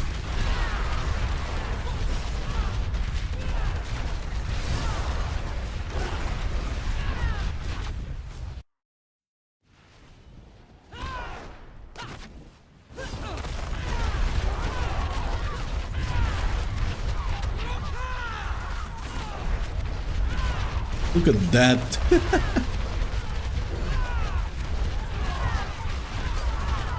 Might be in a situation that I can go maybe speed farm 125 actually. Maybe. Look at the boss just getting deleted. Yo, we didn't... Wait. Where's my protection bubble? It was spawning, but it just didn't now.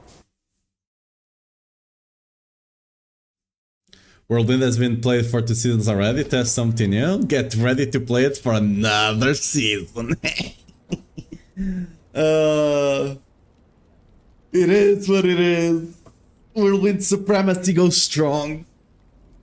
We're gonna be messing around with lunging probably tomorrow.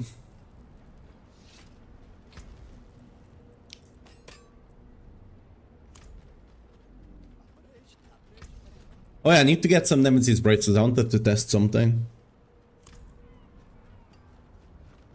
Whirlwind will feed me? Same.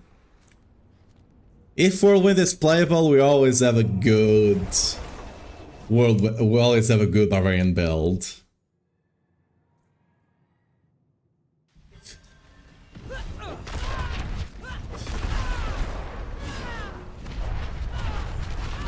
Oh, I should not have done Wrath of Berserker.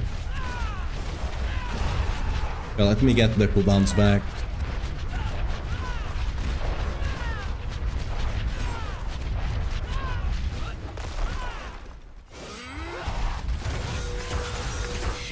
I mean, he's dying even faster. We might be able to one-phase him right now.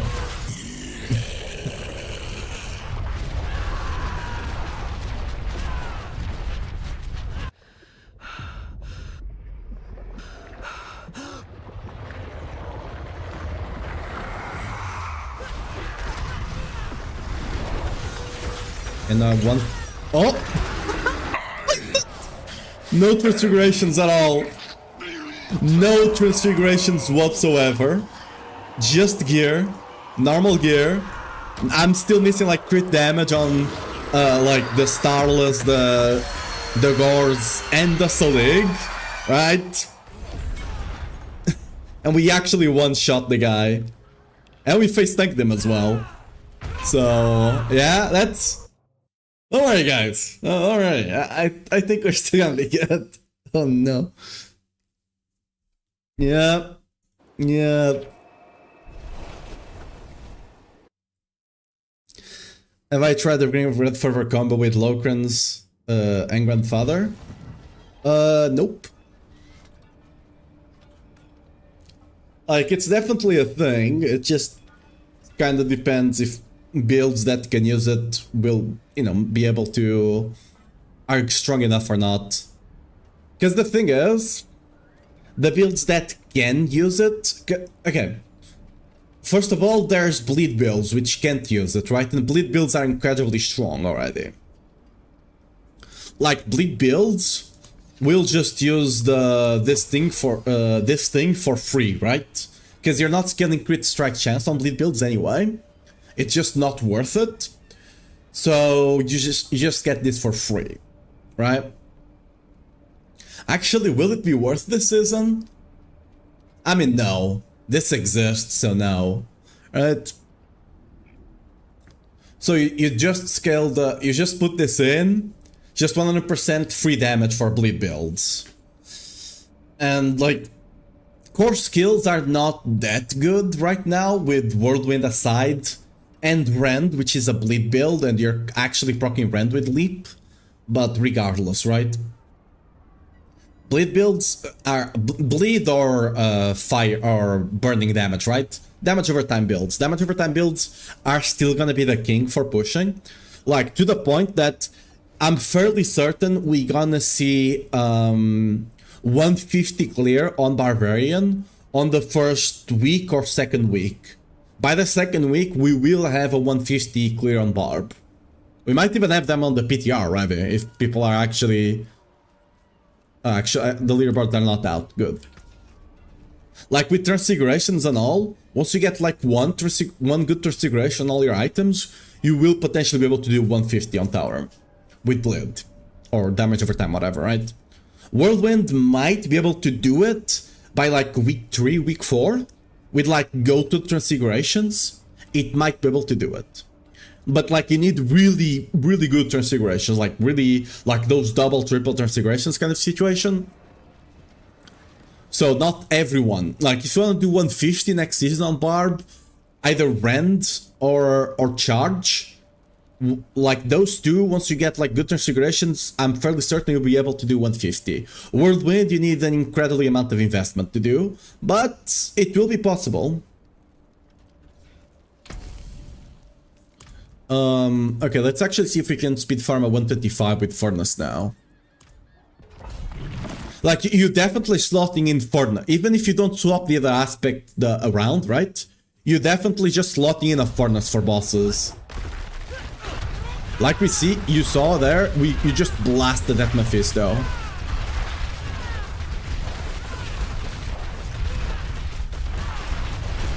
Like, I kill elites way faster than I kill trash. It's kinda sad. The thing is, for speed farming, and even pushing, trash is actually kind of important. A lot of your progression comes from actually killing trash. Surprisingly.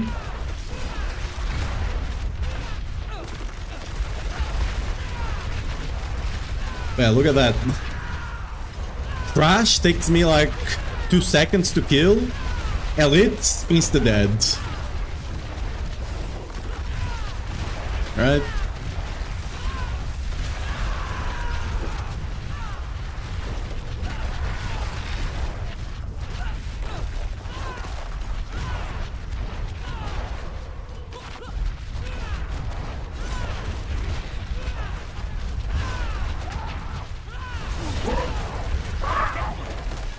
Dude, why am I constantly dropping this thing?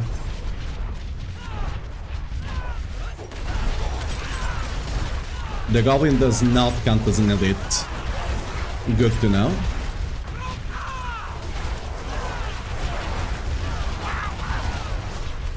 Okay, the only reason I'm not clearing this faster is because I'm having to pick up that thing 24/7. But you can definitely do a 2-minute clear if you're not dropping your thing constantly.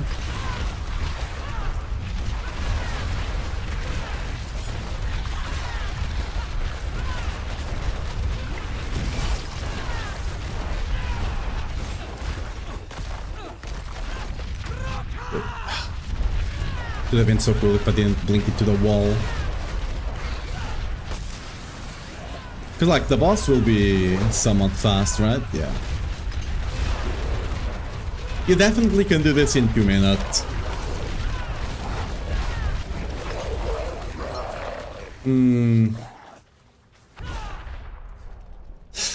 Let's try another one.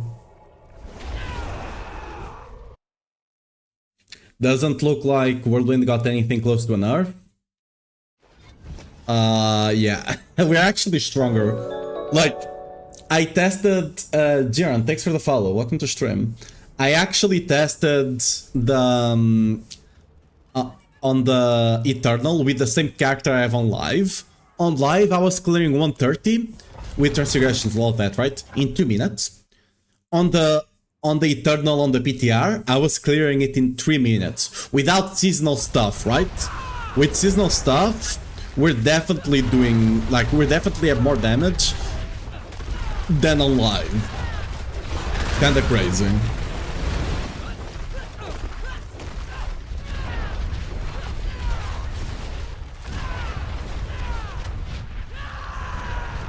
What the? Okay, this was a really bad layout there.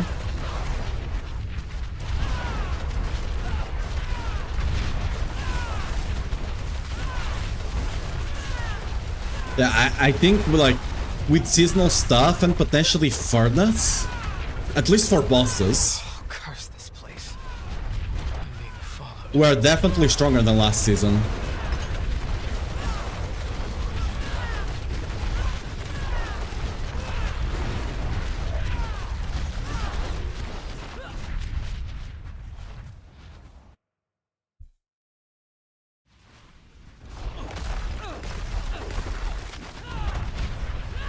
Yeah, last clear had a really bad layout, and this one is not much better. Like with normal layouts, I think you can definitely do... You can definitely do 2 minutes on average, which is very decent for speed farming.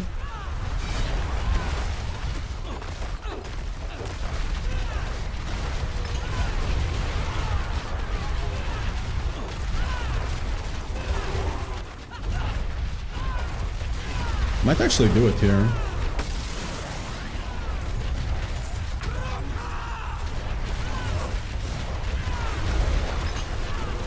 Yeah, look at that. Even though the first level is a bad layout, this is still a 2-minute clear on 125 with no transfigurations. Right? We might actually get to speed farm 135 this season with like good transfigurations. Not like incredibly good, but like a couple of fizz damage transfigurations, right? And like slightly better gear and all of that. Because I'm still 212 Paragon. I'm missing a lot of damage from the Paragon tree as well. Gem Strength plus Fizz damage. I mean, Gem Strength is not that big of a deal this season, and last season. You kind of want Fizz damage, cooldown, crit chance, attacks. Actually, this season you don't want attack speed or crit chance because you're already capped. You want strength, all stats, all of that. Another Whirlwind season after they fucked Spirit Barn and Paladin over again. Yep. Yeah. Paladin just got, Paladin did get the big thing fixed, which was the Wing Strikes, which is quite a popular build, and it was just broken last season. That they fixed, supposedly. I still have not tested it, because I'm testing Barbarian right now. But on the patch notes it's fixed, and all the builds generally got a bit of a bump because strength was buffed across the board, right? Lip definitely looks smoother. Yeah, I'm fairly certain they changed something there because like last season and before that, especially if you really notice it if you're running Leap and the Ja run, it's sometimes you Leap and you Ja and you just end up in the same place. Because it's just something weird happens. It's not happening here on the PTR. On the PTR, even when I miss the timing, I know I missed the timing, I still go further than I would go with either or. So they definitely did something, and it feels incredibly good. I don't know what they did, but it's definitely feeling a lot smoother. Which is very nice, I like to see that. Hopefully they did something for charge as well. One of the big reasons I don't like charge, even though I like the concept of the ability. I like mobility abilities, okay? I really enjoy them. That's why I play Whirlwind, that's why I like lunging, all of that. That's why I like Leap. Charge just felt extremely clunky. Like, Leap was a bit clunky, but it was doable. Charge just feels incredibly clunky to me. I hope they actually did the same treatment to it as well, because Leap feels amazing now. Like, with Ja, I don't feel any sort of... Like, sometimes they have a weird rollback because, you know, latency does something weird, right? It is what it is. It's just a bit of rubber banding, it happens. But I definitely don't have any weird interactions now. At least from what I've been testing here. It feels incredibly good. Like, depending on what they do... Because... the ruptures on the Hell Tides are still in there, so I don't know. I'm assuming the boss is still here. You just probably have to do the quest. Let's actually go check if the boss is here, if we have the quest.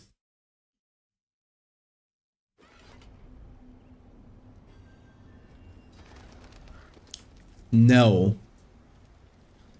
That sucks. I honestly wish they would kept the boss.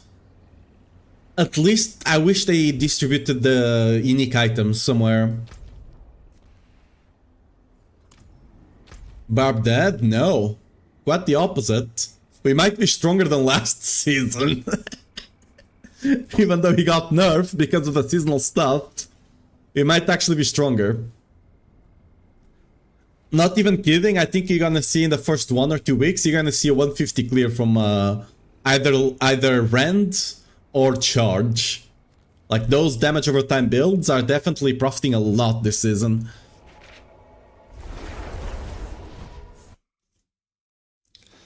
Okay, so that is gone. Oh wait, what?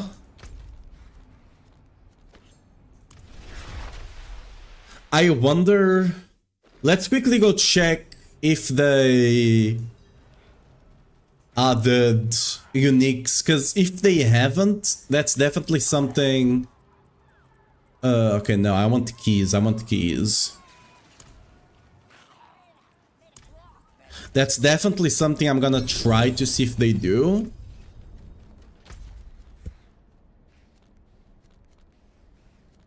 Where's Greg? There we go. Like, to actually redistribute the generic uniques and all of that. Because one of the things the boss did really well, the new boss, is that it dropped all the uniques, so you can just farm it for uniques.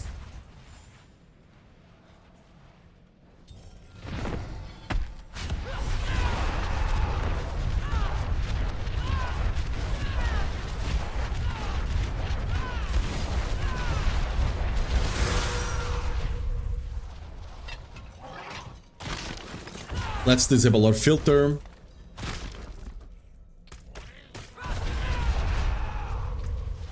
I forgot to do this thing. Oh, can only change in town. Gloves, gloves, gloves, gloves. I'm assuming these are the same gloves. Yeah. Let's actually put points into the thing just to test.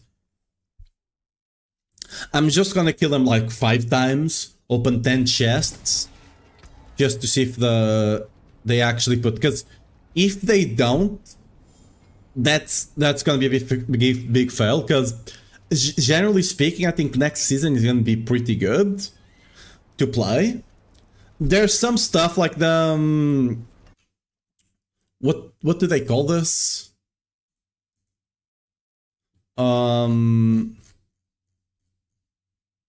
Soul splinters are cool. That's not this thing. Overland ambush. I've been ambushed a couple of times. Either the demon got one shot and I didn't see it, or nothing happened. But these challenge dungeons are a joke. I'm gonna see if you can get one in a bit. They just spawn whenever you're doing Hell Tides or something like that. They are a joke. I did the highest difficulty you could. I got nothing. Literally nothing. Like, okay, not literally nothing. I got like 2 legendaries and a bit of crafting materials, like a really small amount that's not even worth mentioning, right? They give you nothing, they challenge dungeons. Even if you do the highest difficulty. So, yeah. This is probably not working, I don't know.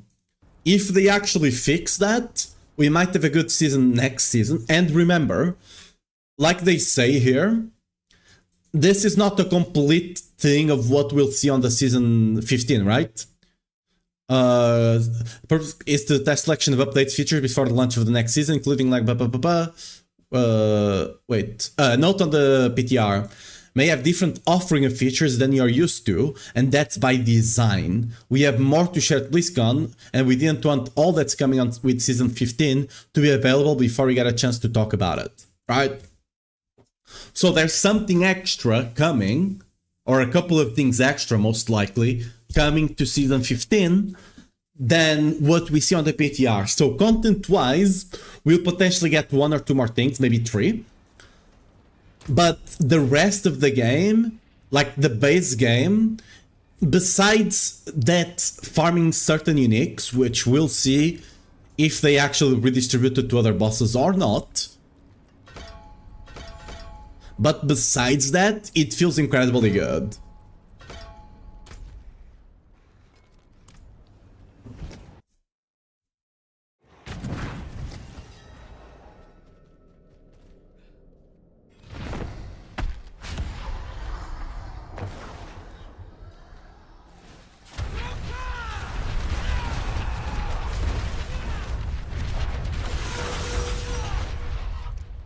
I think I heard that they are just checking that mechanics work and then BlizzCon? Yeah.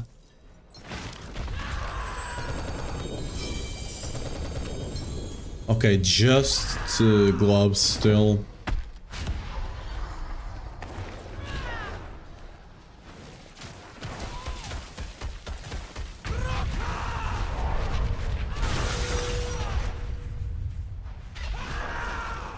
Yeah. It seems like they are not adding.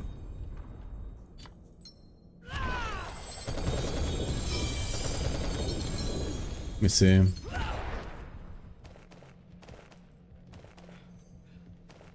It's still the same gloves, yeah. It seems like they are not adding. That sucks. That's definitely something I'm gonna mention, or at least try to.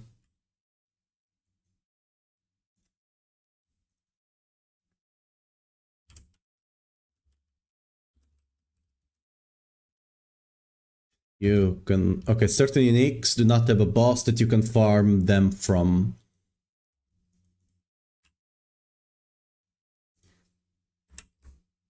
Uniques still do not have a boss you can farm them from.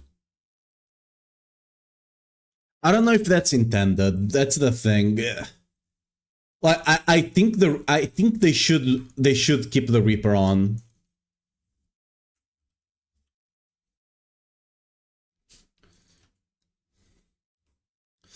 Let me actually do the feedback.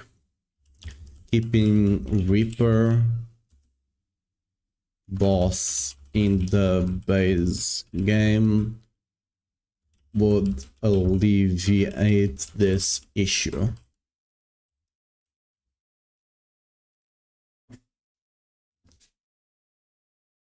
Because there's also the farming mythic situation, right?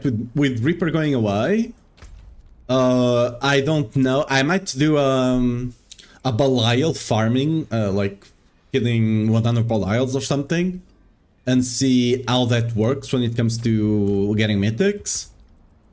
But there's... Let me actually get this just for the XP. Okay. Oh wait, what? You can get the challenge rift from completing Whisper of the Dead. Interesting. Okay. Well, I'll show you guys how unrewarding this is. Right? We're T12. We're gonna pick the highest difficulty, right? You have 15, 3 different levels, 5 difficulty, 10, 15. We're gonna take the 15. Right?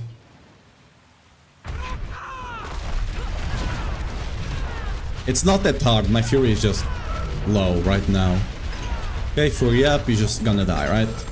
It's not that hard. And you get 3 chests out of it. By the way, filter is off right now. Filter is off, okay?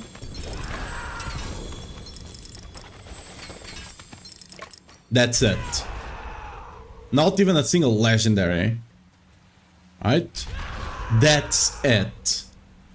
That's how bad this is.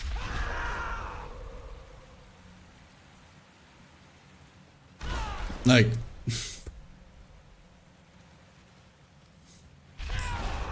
I just... Yeah. Again, it might be something related to what they're talking about at BlizzCon, right? Maybe drop something related to what's gonna be on the seasonal thing they're gonna add that they're gonna talk about in BlizzCon. Maybe, right? Benefit of the doubt kind of situation. But as of right now, this needs to have something extra here. Because I feel like it's one of those... It's like the one in D3. You know those portals that sometimes appear? You always want to go in them. They're extremely rewarding, right? Granted, they take a bit more investment than just going in and killing a boss. Right? In D3 you just go through multiple stages, and the deeper you go, the more rewards you get, I think. Might be wrong there. But regardless, right?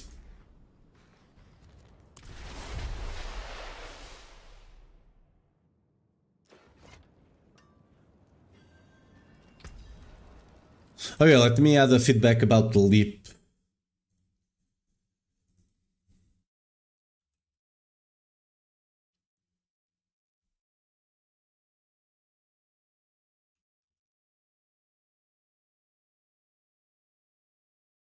The leap feels incredibly smooth to play with,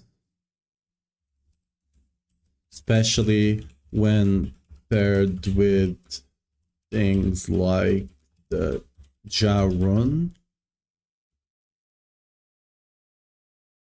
which used to have some problems before. Great job.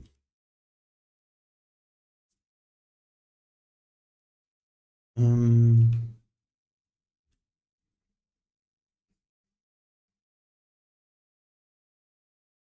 that's just a feedback kind of situation. That's not the bug report, but I like to put those in. I don't even know if anyone reads it. I just ask Bit to send it in, and he sends it. They might just not even look at it because they don't know I am. So, hopefully they do. I like to put those in, right?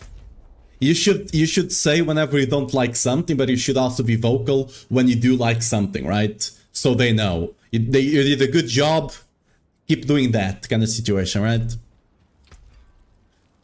You should always do both of them. Criticize when things need to be criticized, and, you know, what's the word? Encourage? It's not quite the right word, but yeah, encourage whenever things are being done in a good way.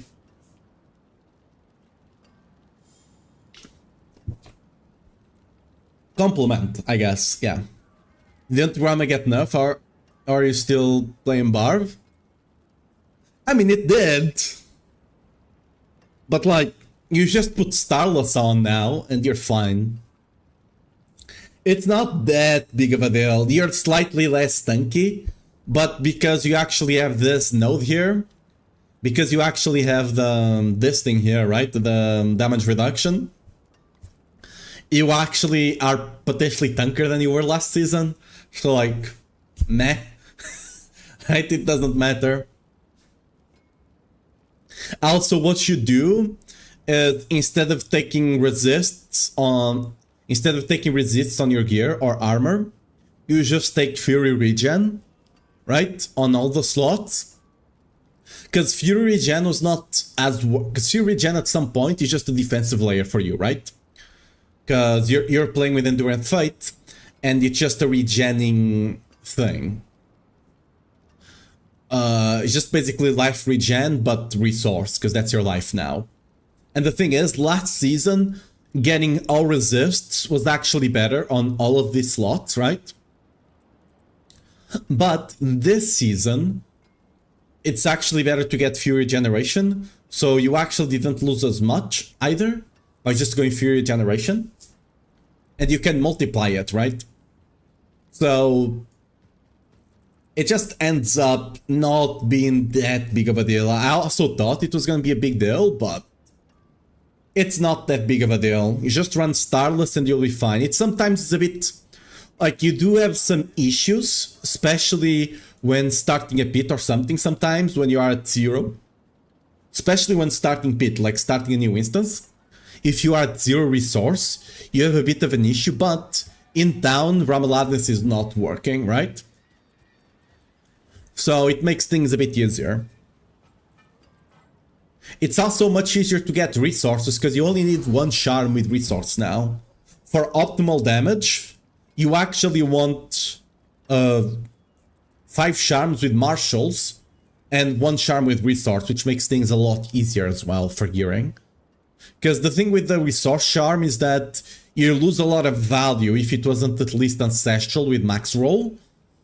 Ideally GA, right? But if it wasn't ancestral with max roll, you lose a lot of value. While martial skills, it's not really that big of a deal. So it makes it a bit easier early on as well to get the build going. Which is very nice. What else do we need? Oh yeah, let me get Nemesis braces.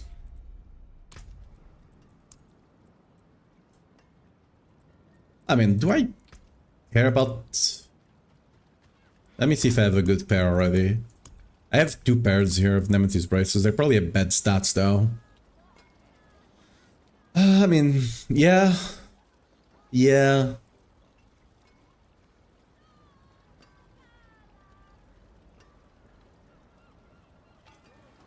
That will be fine, surely. We're gonna lose some damage, but that's fine. I wanna test something.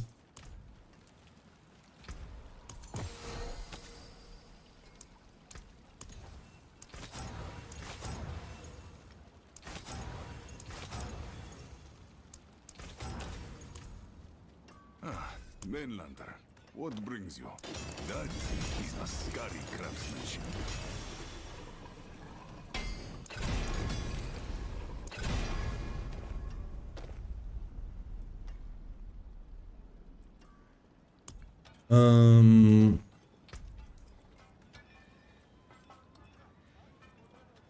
Bum, bum, bum.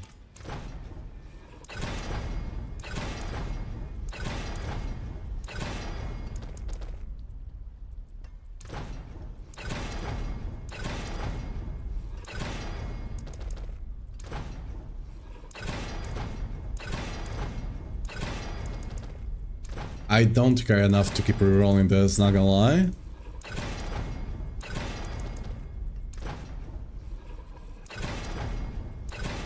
No, whatever, I don't care enough. Okay. Let's actually go... Oh yeah, we need to get...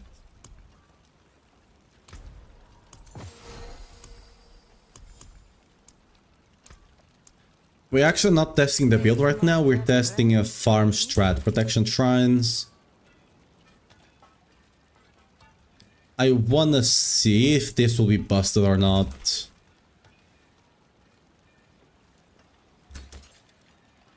I think you guys probably have an idea what I'm going for here with those dungeons, but...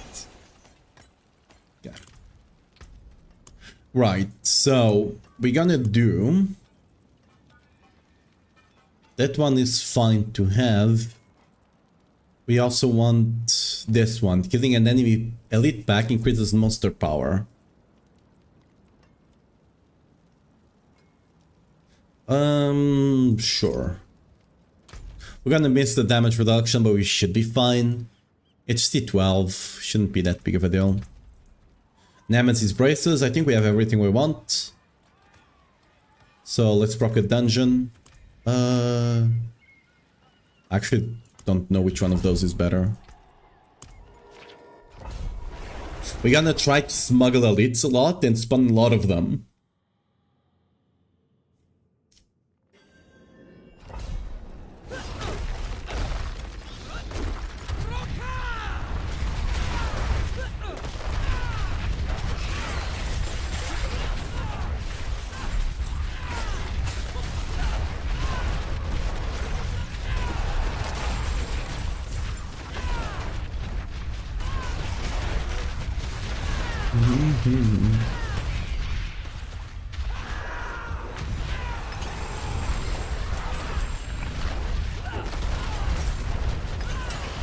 I don't think that...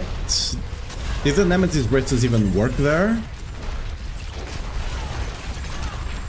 I'm gonna lie, I don't think it did.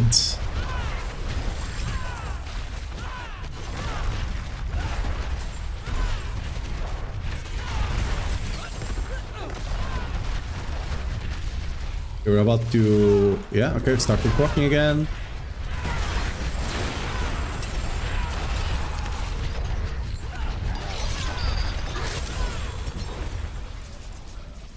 Oh, this is not instant anymore. Why? Why did we make that change?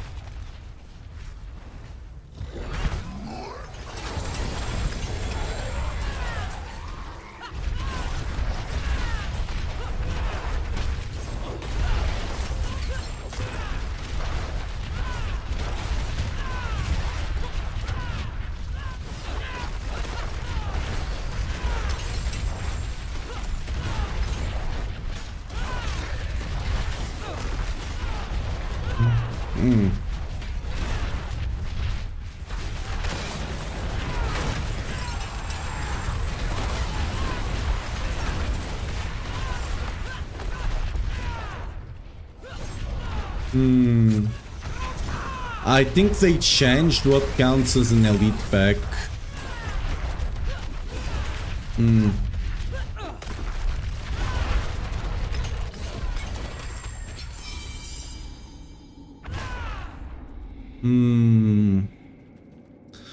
It did not seem that busted, did it?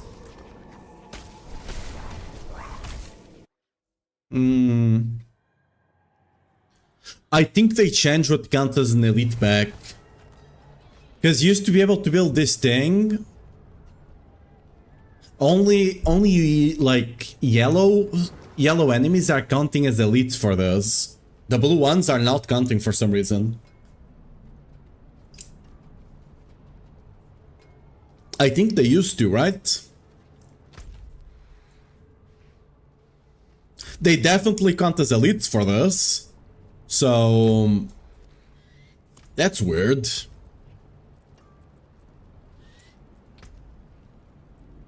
Let me test first of all if you're even getting... Let me actually try and find like a random shrine on the overworld. I mean, actually...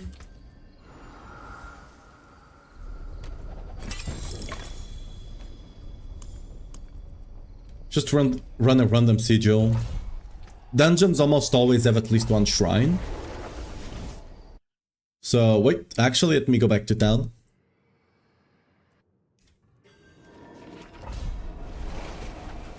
Let me disable the thing that gives us mob spawns. I wanna see if the Nemesis braces are even working to begin with. Because it definitely didn't feel like I was spawning a lot of enemies there.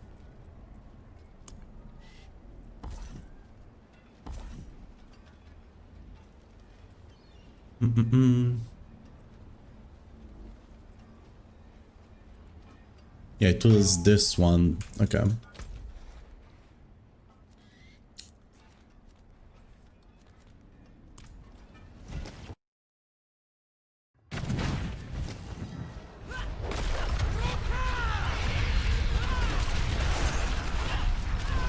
I blinked against the wall. Amazing. I'm trying to move to the 1 mythic Salig, but I have huge fury problems and I feel so much worse than mid-game builds. What's your life right now?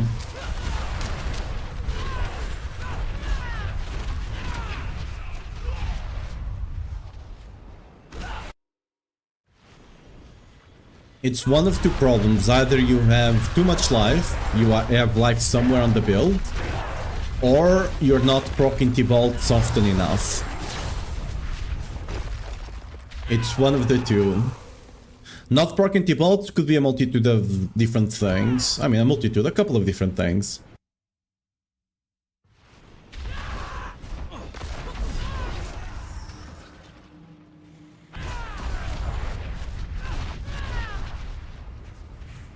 What was like that since season 13, Crow?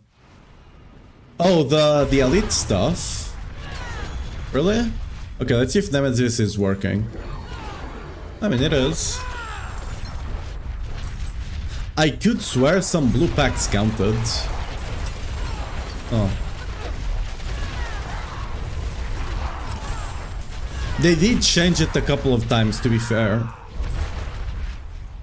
There was a time that this thing said, this thing used to be 30. Then they changed it to 20 here, but here it was actually counting 25.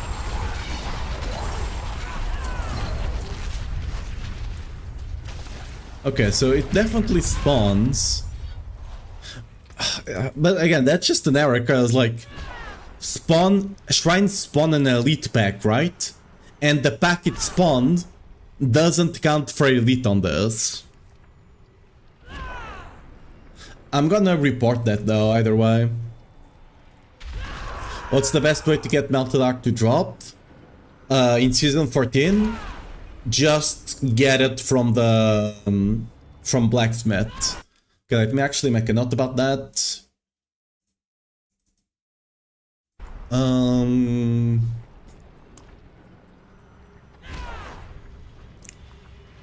What's the name of this?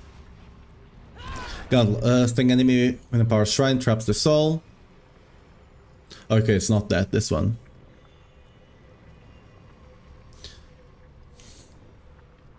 I'm also gonna talk about the Oragic Altar. I didn't test last season. I didn't actually mess around with it at all. Maybe it was already changed last season as well. So... Oragic Hunter. Hunter.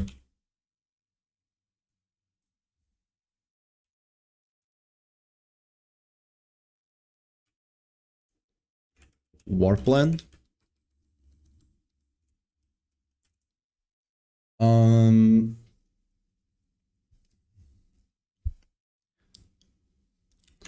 It only counts rare elites and not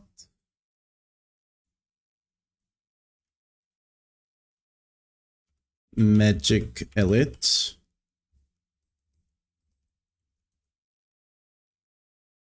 Even though it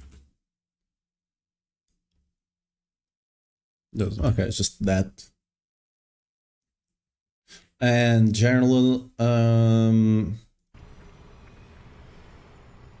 Oragic Altars. Oragic Altars.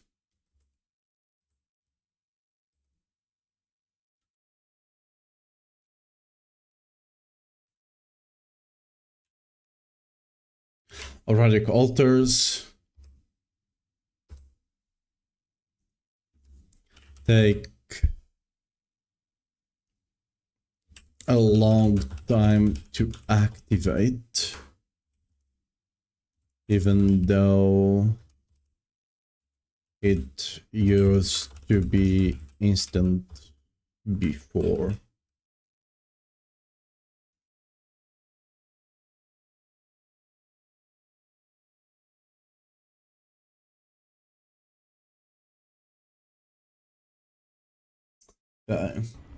Noting everything down so I don't forget. 9.1 HP. Yeah. That's the issue. It's not the T-Vaults. Don't worry about the T... I mean, it could also be T-Vaults, but it's not the T-Vaults. You can't have any HP on the Selig build. We appreciate it? No problem. You literally cannot have any HP. For example, as you can see here, look at my HP. 473. That should be your HP. When you swap to the Selig variant, you need to be sure to remove all HP from your gear. Like all of it. You need to basically get the new set of gear to swap to it. Some of them you might be able to change on the cube. Like if it's a legendary gear, you can change it on the cube. If it's a unique, you might just have to get the new one. If you cannot roll the life away. Because how the Selig works is, the less HP you have, the less damage you take. Even though it's not specified here at all, right? It's not specified here, but how it actually works, I can't remember who it was that... I think it was Zubayashi, maybe, on the Discord the other day. It actually showed the... He actually found the... I'm actually gonna make a video about that soon. He actually found the calculation, and we kind of have an idea of how it worked, but now we actually know. It's definitely, the more HP you have, the more damage you take, so you just gotta remove. Like, the less HP you have, I don't know if it's compared to a resource or just compared to your original HP, whatever. Regardless, less HP, less damage taken. That's all you need to know. Like, it doesn't really matter. You don't really care about HP anyway, just a waste of stat. You could get, like, more multipliers on the item, right? Like this, for example. Instead of having HP, you can actually have all damage multiplier, because the HP you have is not gonna save you. If the enemy breaks your resource, you are dead. No matter if you have HP here. 9 times out of 10, you're dead anyway. Maybe more, actually. You're dead anyway. So having HP doesn't really help anyway. And it actually hurts you, which shouldn't be the case, but it is. So make sure to remove it from all your gear. And remember to remove it from your Paragon as well. For example, look what I do here, right? I go all the way around just to avoid this single 2% HP. The only percent HP you should have is these two nodes here, because they are unavoidable. There's no way to go around them. It is what it is. Like, look, for example, here. I go all... I don't take this path here, because of this 2% HP. I go all the way around to avoid it. It's really important to avoid HP. Can Whirlwind do single-digit quadrillion? No. I mean, if you do, you know, Azurath, sure. But realistically, no. You're gonna be doing double-digit trillion and, yeah. We might actually, with, like, really great transfigs, we'll be doing triple-digit trillions, but we'll not be doing quadrillions.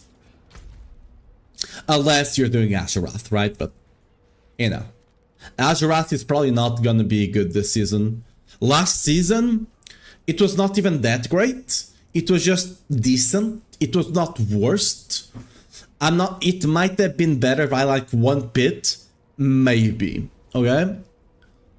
But it was definitely not worst. It's one of those situations that you can't calculate it. And field testing, a difference of 1 bit could come down to just better layout, better boss, all of that shenanigans, right? So it's really hard to actually know for sure. But this season, since you don't have the explosions, one of the big things about Azurath was that it had an insane level of clear, right?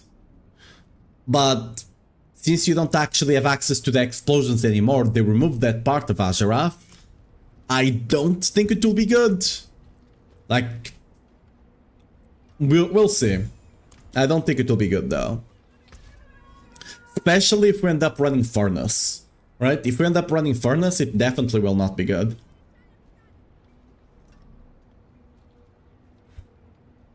And I think we might run Furnace, Loki. Yeah, wait, we're being scammed here. Why is my Furnace not max roll? What's up with that? Right? Wait, I'm being scammed. Wait.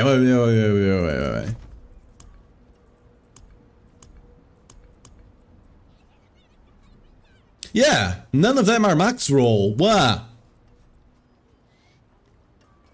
We're being scammed. Okay, let me note that down as well. Okay,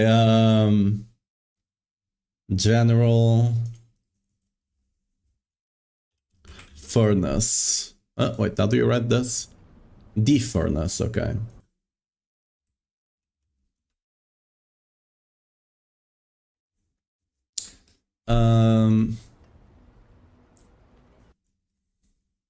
Unique effect, not always maxed out when it is a mythic. Okay. Luckily this one we got with crazy stats actually had a good roll. I mean, I'm assuming we can just... Oh, you cannot. You cannot do unique power reroll because it's a mythic. And mythics normally don't need that. God damn it. So it's potentially even better then, right? It's potentially even better.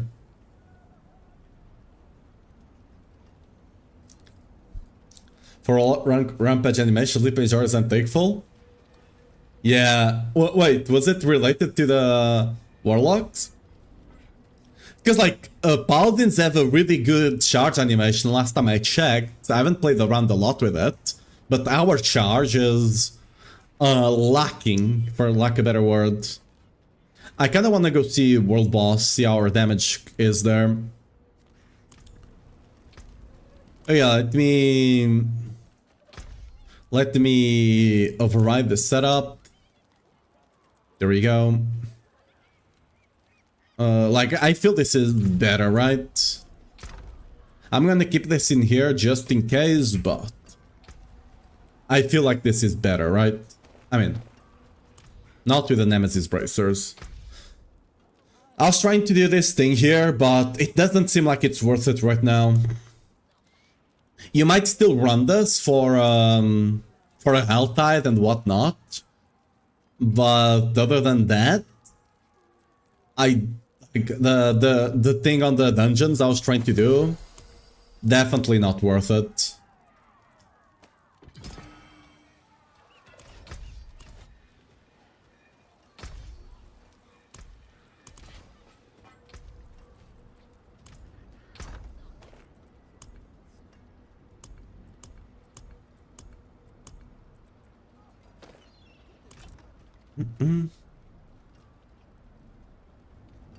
Clunkers definitely made them cook? Yeah. Your weapon didn't enchant gem strength? I don't know if you can enchant gem strength. It is here. It is here, but I've been enchanting a bunch and I've not seen it. Has anyone actually seen it?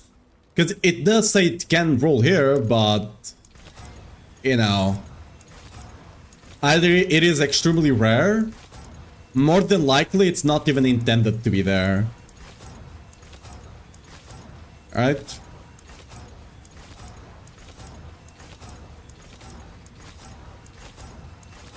Alright, look at that.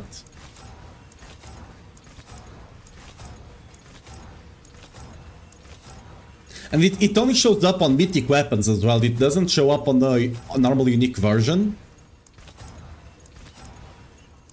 See? It's not showing up. So, probably not intended. Right, what do we need to test other than that before we actually start? Do we do lunging first or do we do Life's Whirlwind first? Life Whirlwind, I mean, both lunging and Life Whirlwind I'll need to cook a bit on the planner maybe. Because I need to think how I would approach it. Regardless. Nothing here to test. Oh yeah, let me...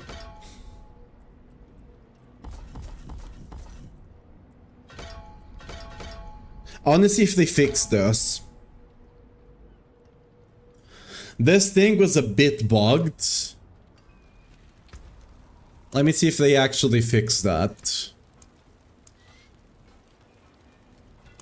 May you find your Okay, I shouldn't have crafted all of that.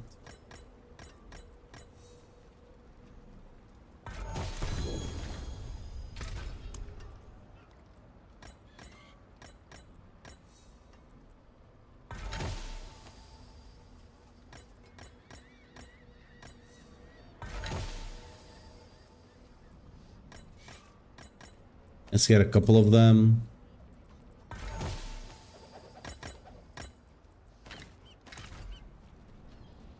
What's the time on the world boss? I wanna go do the world boss to see our damage. Okay, that's almost missed that.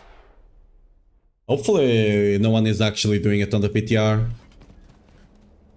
Cause like on live with like full transfigurations and whatnot, I was literally soloing the world boss. Like instantly killing him, basically. With a bunch of people giving them HP as well. I wanna see what their damage is looking like. Oh, there's people coming. Why? Probably they just wanna test it as well. There's someone here. Let's see, what's the situation? Okay, basically full HP, right? Look at this. This is all me, look. I stop. No damage. Right? Yeah. Okay. Yeah, we're still gonna be carrying world bosses. Don't you worry about it. The rewards seem to be the same. I'm actually going out of my way to test rewards right now. Because we didn't do it last season and we missed the mythic thing. And we paid dearly for it, right? We paid dearly for missing that thing. So I'm actually going out of my way to make sure I look at the rewards. As best as I can, right? I'm not gonna be grinding the hell out of them, but as best as I can, I'm trying to have a look at the rewards to make sure, you know, we don't have a season 14 situation all over again. Let's actually see the mythic situation.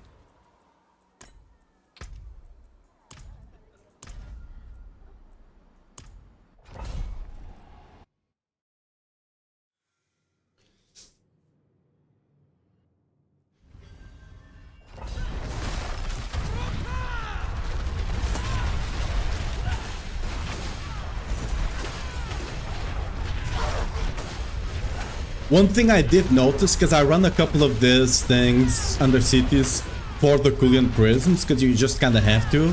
You don't get them from the boxes, sadly.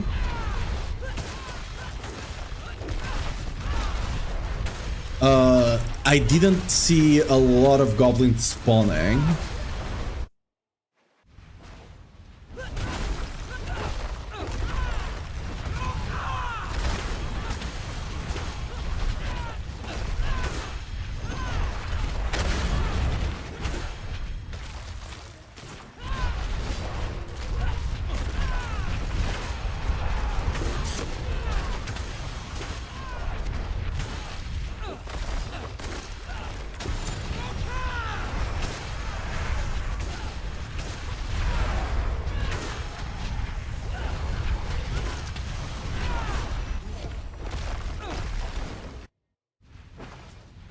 Oh, okay, that was a bug.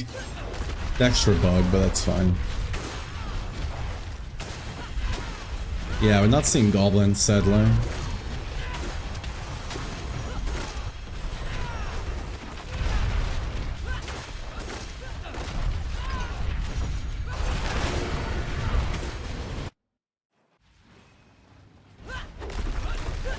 Oh.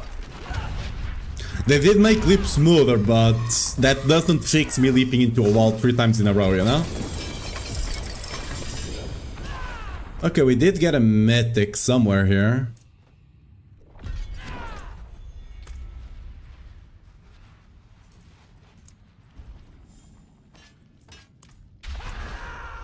Let's run, what, 5 of them just to see? Like, as long as you at least get 1 mythic per chest, like per run, at least, like the other ones, the extra chests not having guaranteed mythic, it's whatever, right? I would love if they did, but sure, that might be a bit too busted. I'm a bit worried if we don't have the Reaper boss. I think the Reaper boss is gone. I went to check the place where you had the quest last season, and I don't think there was anyone there.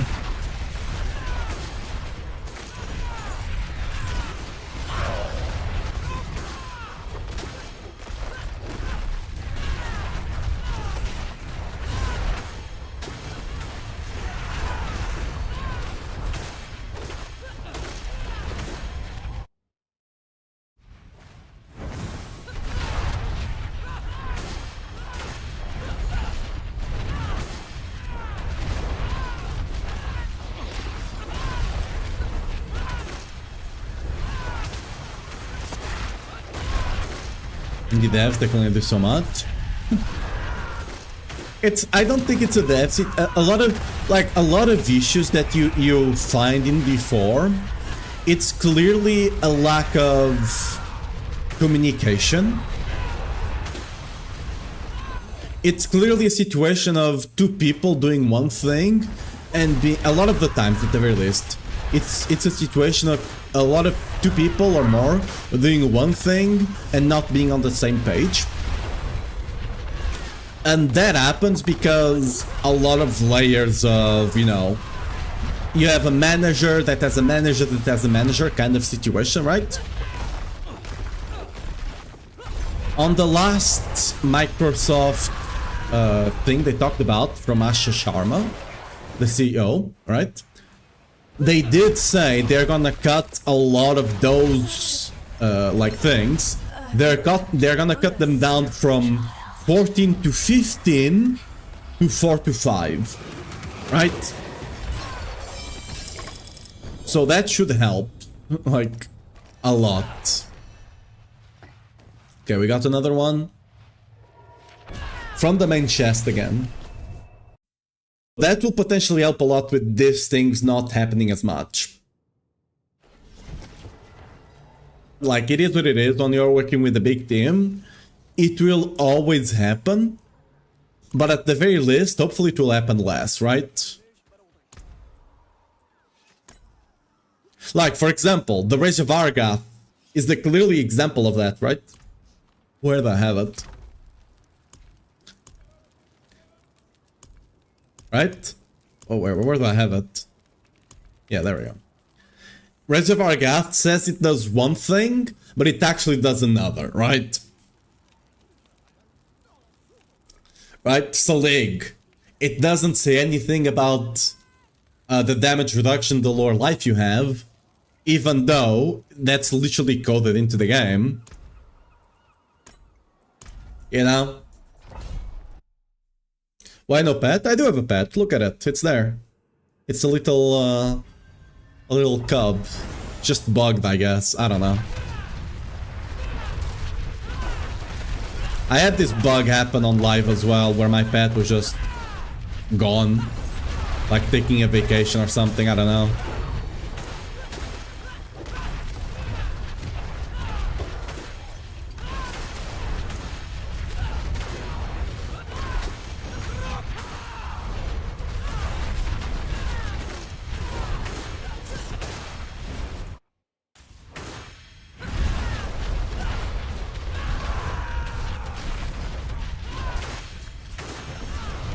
Picking up? Yeah, because the pet is not actually here, look. There's no pet with me, right? I don't know, it's just bugged.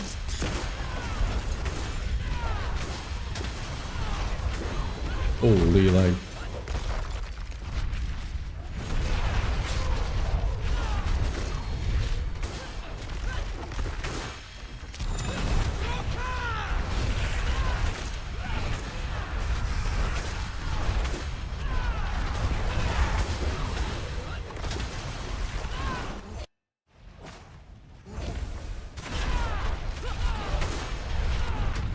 You can craft gem strength on the occultist?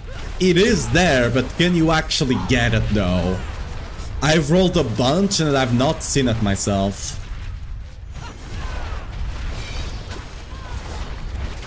As far as I know, it's not intended.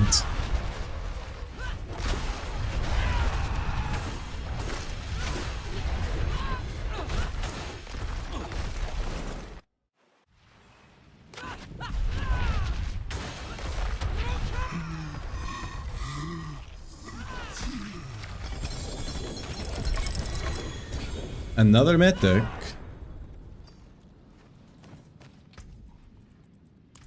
Okay.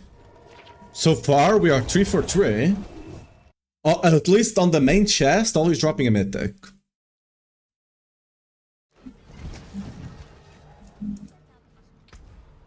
Let's do 2 more just to be sure, but like if we get 5 for 5, we can say it's at least quite reliable, right?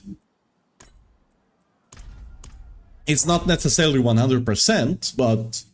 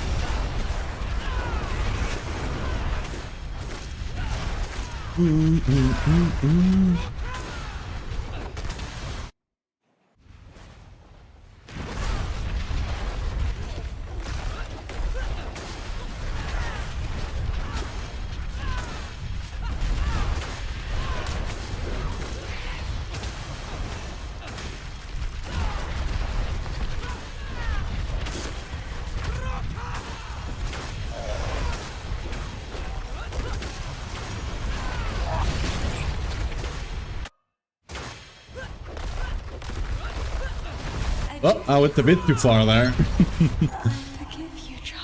Like, if you actually get used to the lip, it's like it's especially smooth now. It's very good.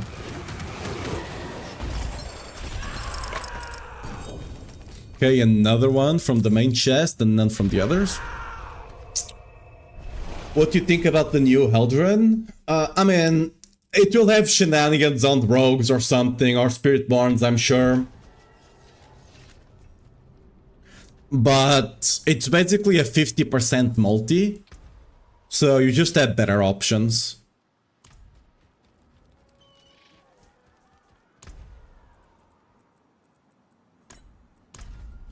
What torment can I currently do? T12. You can see it on the right here, just below, just on top of the YouTube comments here.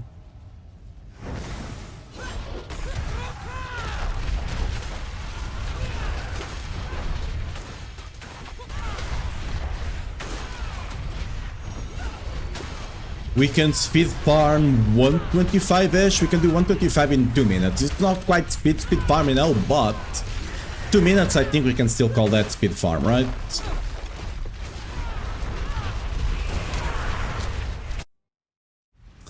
So we are definitely stronger than last season,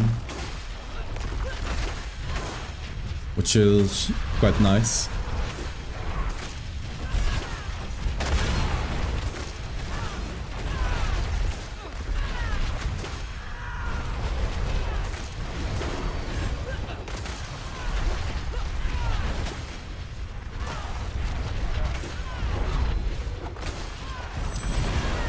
The cool thing about Furnace as well is that it's mostly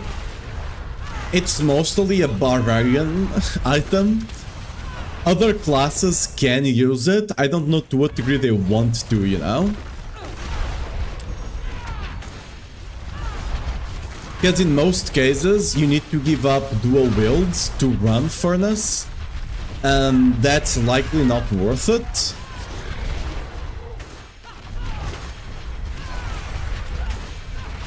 While Barbarian, we don't really have to do that. So that's pretty good.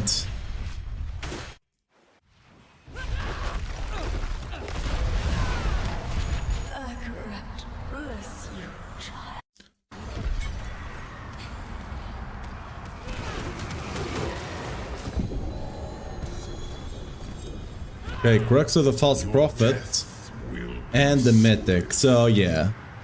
It seems like Mythics are guaranteed to always drop here, which is nice.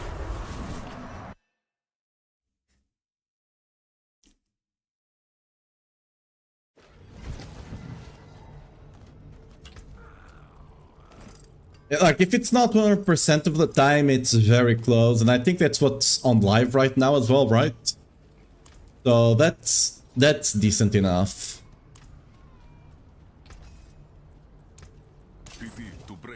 Oh yeah, let's see what the... Okay, let me actually...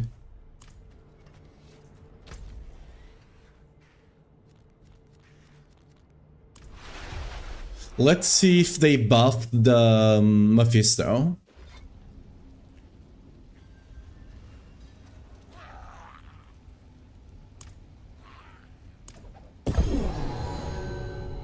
Oh, that's not Mephisto.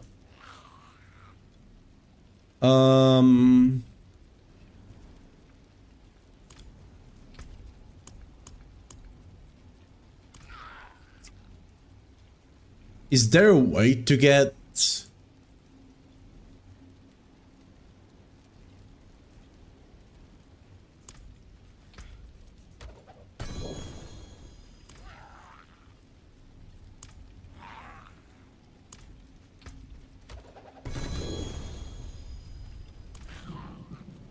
Is there a way to get Mephisto keys on the PTR besides, you know, actually dropping them?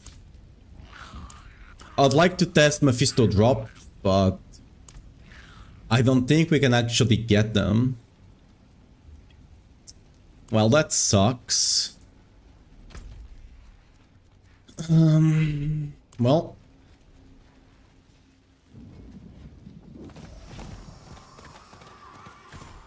It is done. Oh. Whoops. We already know these things don't... We already know these things don't actually give anything. Is it guaranteed that you spawn them on a... Because it's already 2 times. I opened that thing up. And I opened the Tree of Whispers up. And I get the portal. So it might be related. You can just port to his lair. Yeah, I know, but I need the key to actually get rewards, right? I need to actually have the key. We only have 1. I was trying to see if we could get them, because you can get Echoing Hatreds, but...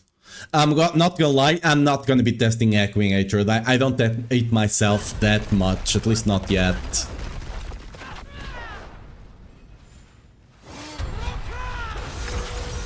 You impetuous fool!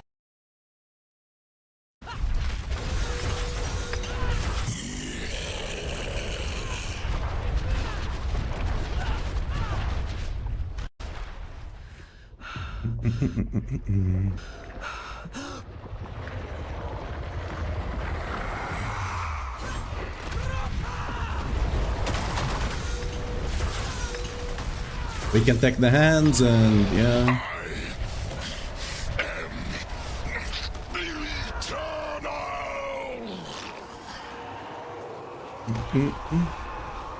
Don't worry guys, Whirlwind is nerfed. Barbarian is nerfed, don't worry.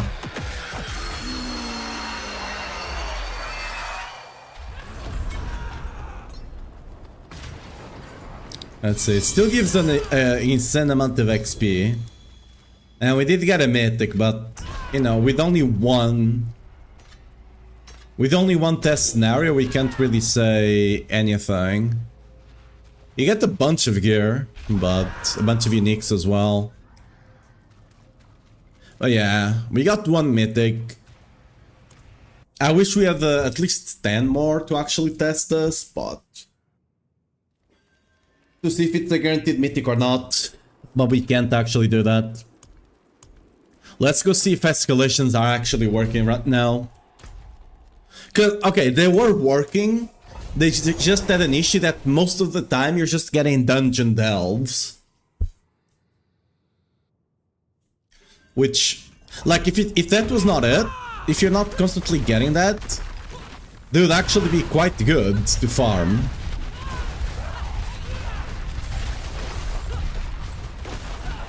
Okay, why am I lagging so much?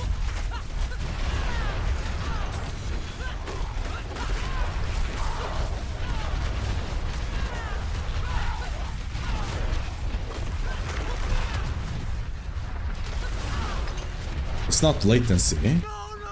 It's not FPS. What's going on here? And probably some weird server issue.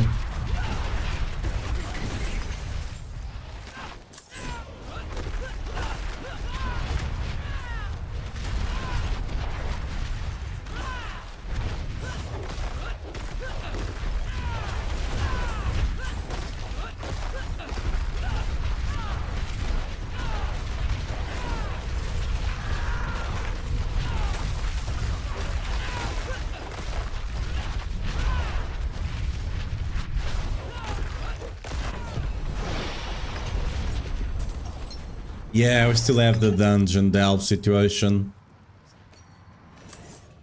Unfortunate. I mean, let's see what's the... Might as well check the conviction chest. No shard, wow, okay. Probably just unlucky. So they still have a bunch of dungeon delve. I don't know if that's a bug or not, that's the thing. I might just report it as feedback. But like... Because I don't know if that's intended or not.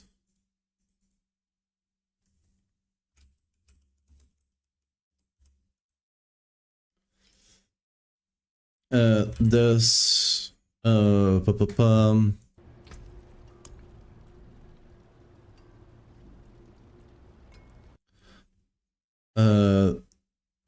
dungeon delve affects on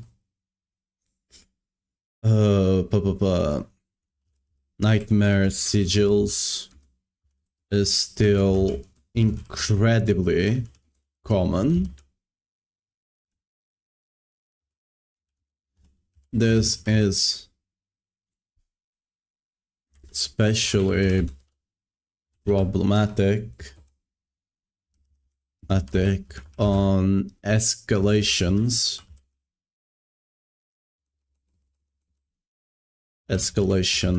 dungeons, where more often than not all the options are dungeon delve plus something else. I guess I'm just gonna put it as feedback.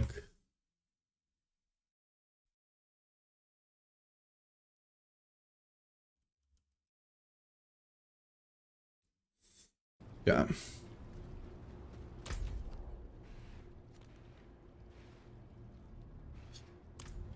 Do you have anything else we might want to test? I mean, ideally more... I will be killing Duriel here. I'm not gonna be doing it right now because it's gonna be incredibly boring. But I will eventually test that out.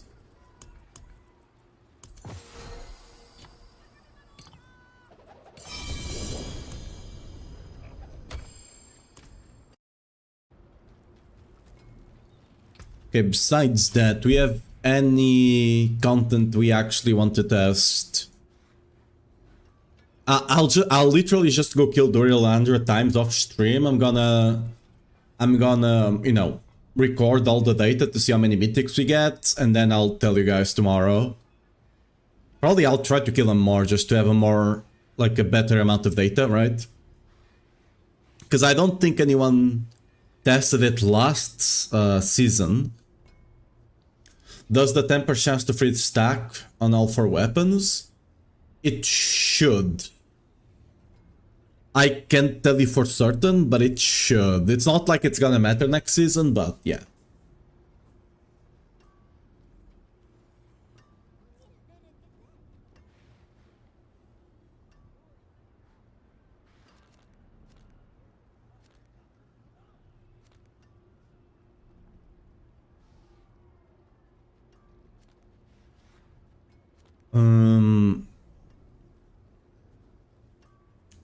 Right. I'm trying to think if there's any before I break the build apart.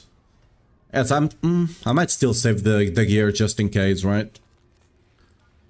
But yeah, content-wise, I think we tested everything. I'm not gonna, you know, you're gonna have to forgive me. I'm not gonna be messing around with Infernal Hordes. They can figure that out by themselves, you know? It is what it is. You're not gonna catch me in there, okay?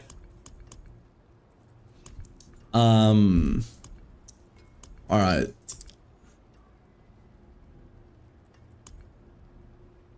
Yeah, I think we have.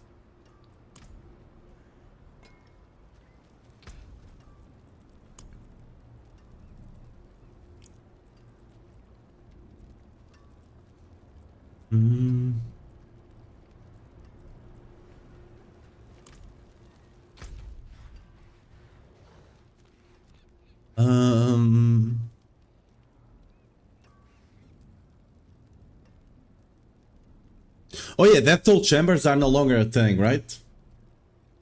Bar testing on PTR for next season? Yeah. Still quite good, TLDR. Still quite good. Probably better than last season. But, you know, it is what it is. Yeah, I think we tested... The only thing I want to test more is Echoing Hatred, but hopefully I'll get some keys from farming Belial whenever I do it, either today or tomorrow. Hopefully I get some more keys, because it does say has a chance to drop mythic seals and mythic nicks, but I mean, that's like any boss, right?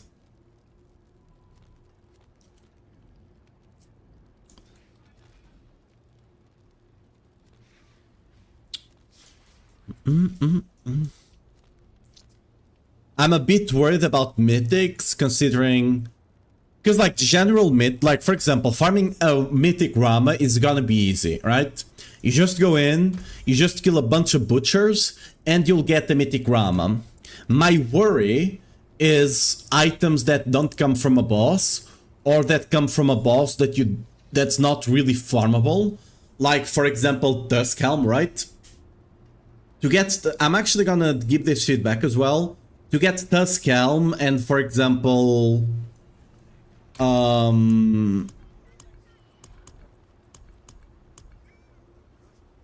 Lucians, right? You need to kill both. For example, Lucians, you need to go kill the guy at the end of Excavation Dungeons, which takes quite a while. And for Tuskhelm, you need to kill the guy in Infernal Hordes, which also takes quite a while. Right? Oh yeah, today is not the weekend. How are you here? Question mark.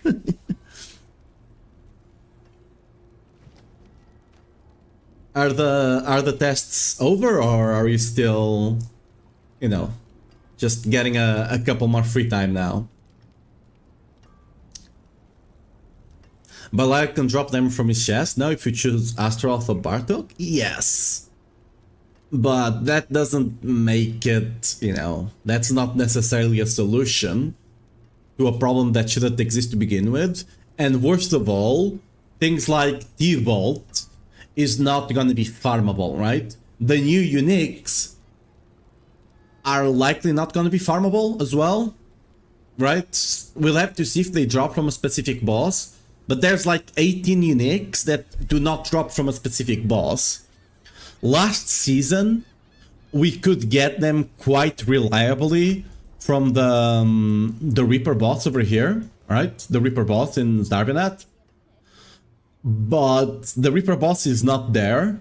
There's no quest line. Even though Ruptures are still in the game, the rest of the seasonal stuff is gone. And I'm not even sure if Ruptures are intended or not, because they still have the seasonal tag on them. So maybe they're not intended, they just kind of left them. But the boss is gone. So, like, if you want to farm generic uniques, it's gonna be extremely hard to get them in the mythic version, right? You, like, the only way for you to get them is probably gonna be gambling here on the jeweler, right? And upgrade them this way. Which is not ideal, of course. That's gonna be a slight issue. Okay. Yeah, I think we have everything done, right?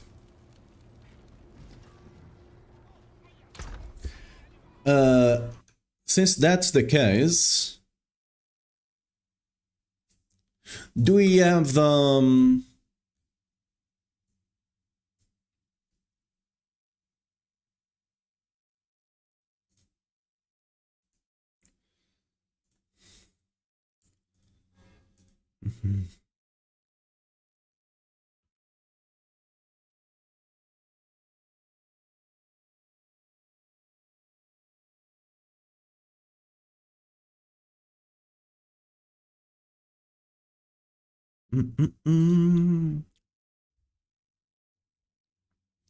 Whirlwind?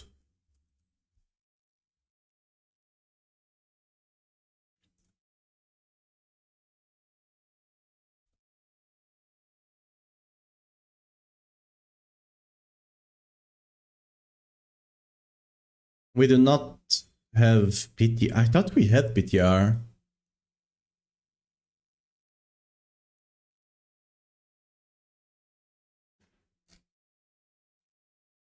Oh, there we go. Yeah, I just needed to update it.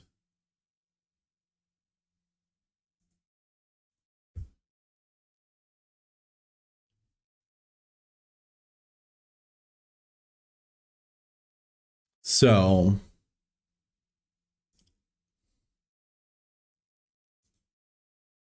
to change this to the furnace.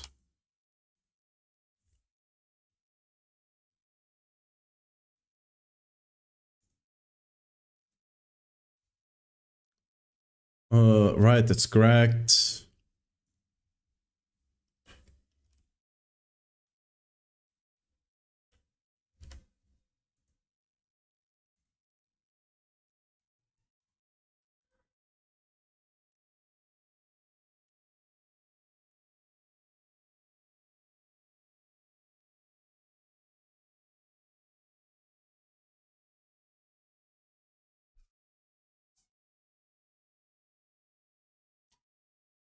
Grandfather still comes with a crit chance. I think you're gonna use Grandfather quite early just for the crit chance. Even though it's a slightly worse multiplier, you probably still run it just for the crit chance, low-key. Starless, you definitely want to run a unique one as well. Same for Selig.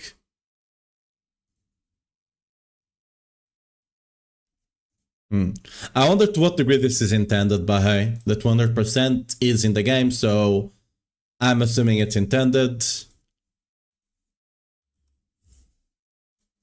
Aspect of channeling. Everything else, oh no, the resists go to resource. No, furious.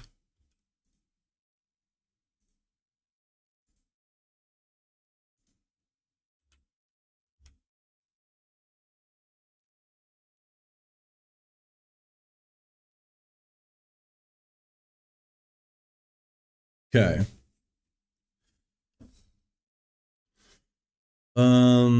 Yeah, we need to change this to crit multiplier. That's the G8 there. Same thing here.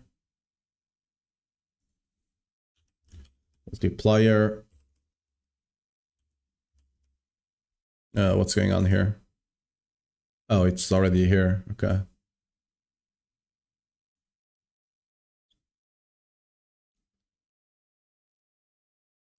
Let's the stable.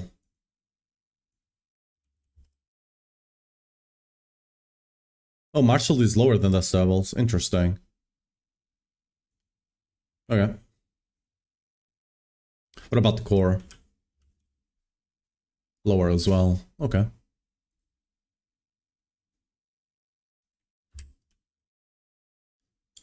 Sure. Same thing for the crit chance over here. Multiplier. We actually don't need the attack speed, so that's strength.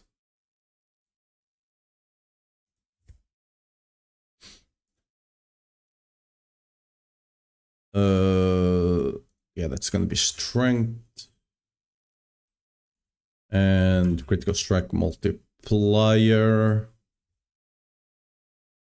I'm actually gonna change this to cooldown.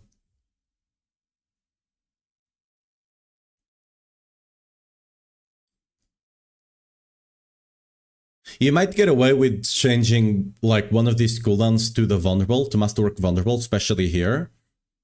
Right? What cooldown would we be looking at?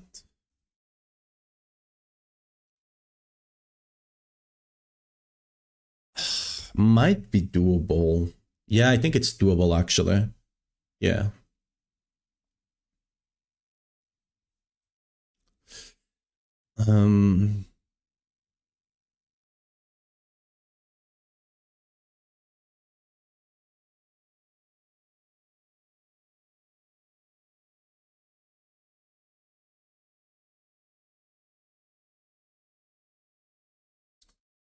Just moving around the priorities, because strength needs to go... I think this is correct. Strength goes down in priority, right? I need to actually check, because it might work the other way around. Yeah,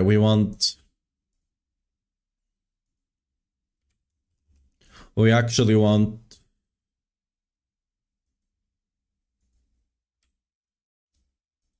Wait, how many marshals? Yeah, we want 5 marshals, 1 resource. There we go.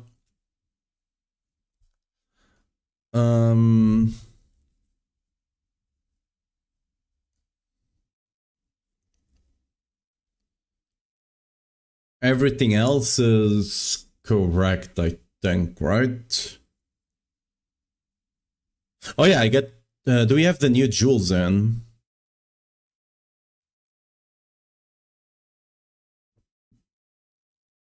Oh, no, they are not... we don't have those in the PTR planner yet. Okay. That's fine, I'll replace them whenever we can.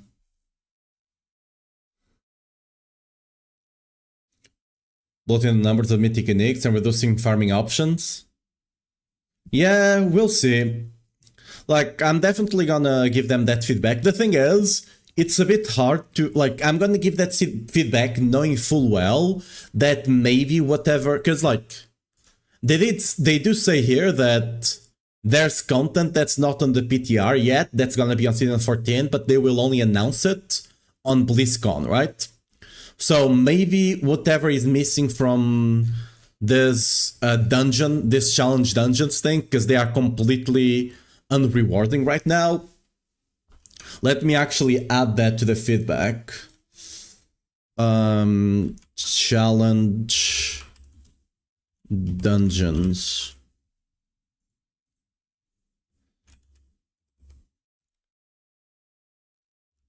Challenge dungeons are completely unrewarding as it stands. There we go.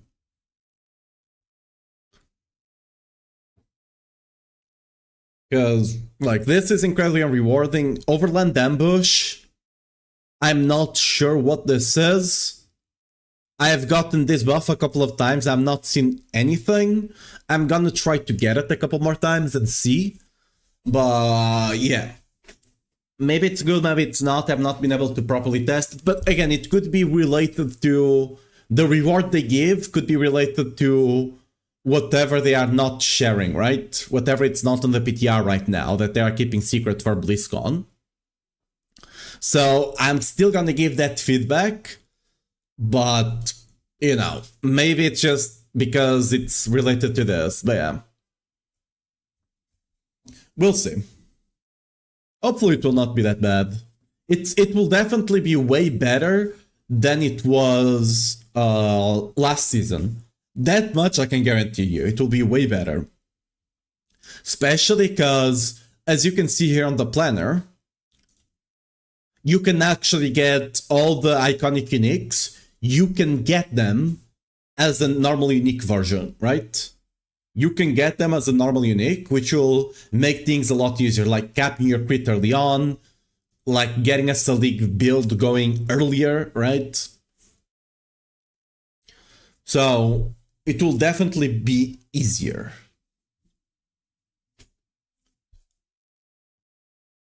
Oh yeah, I'm gonna try to do... Let's actually see how easy that is.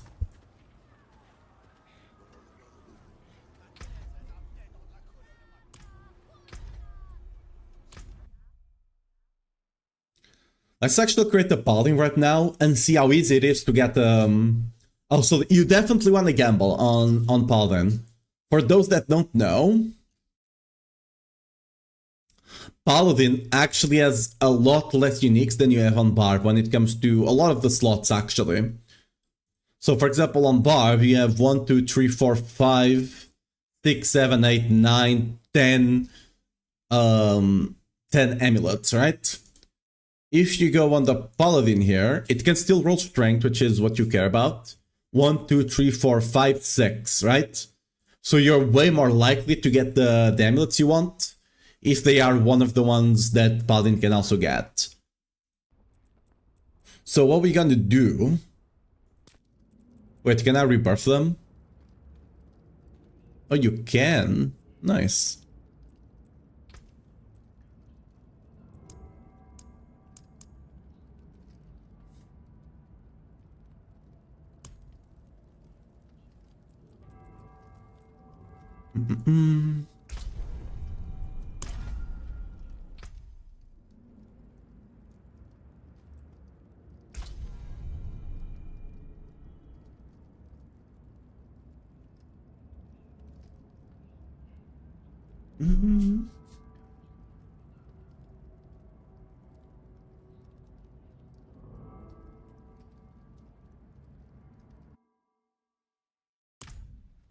But why are we getting...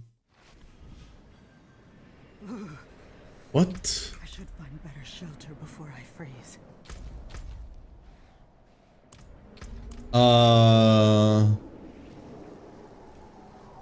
Why?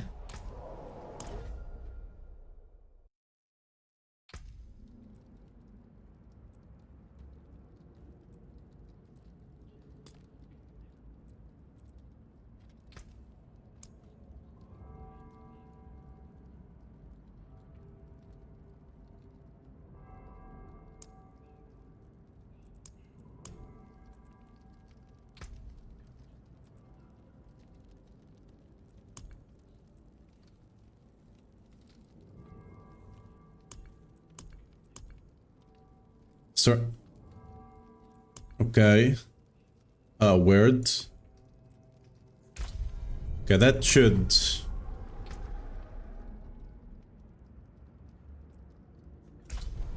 Yeah, I don't know why it started without the campaign finished, because it was defaulting to one that was everything completed. Let's see if this one starts properly, I don't know.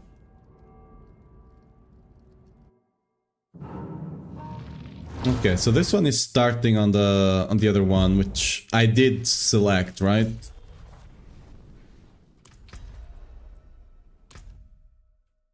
But why was the other one... You know what? I can't be bothered.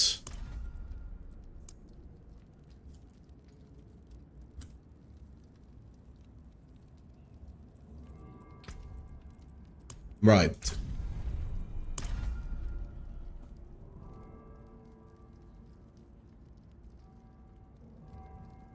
I want to see how easy it's gonna be for you to get the Selig early on. Because, like, if I can recommend for you to go Selig as early as possible, I'm gonna do it. But I need to see how easy it actually is to get.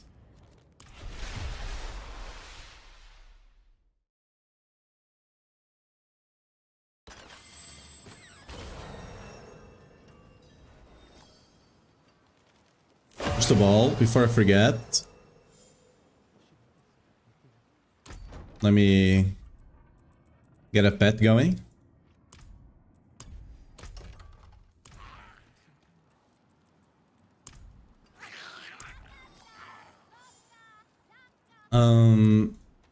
Right. I left my family to follow that man. That thing. What will my husband say?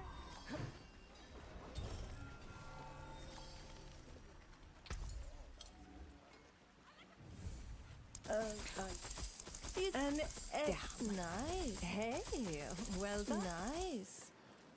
Next one will be even better.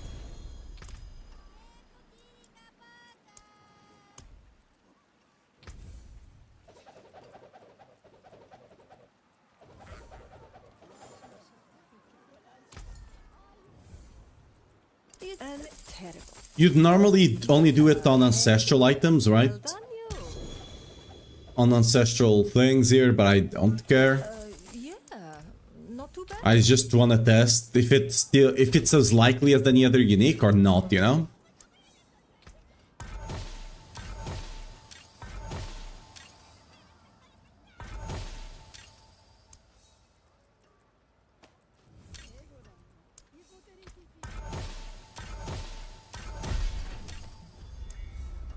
Because that's gonna be crucial to know.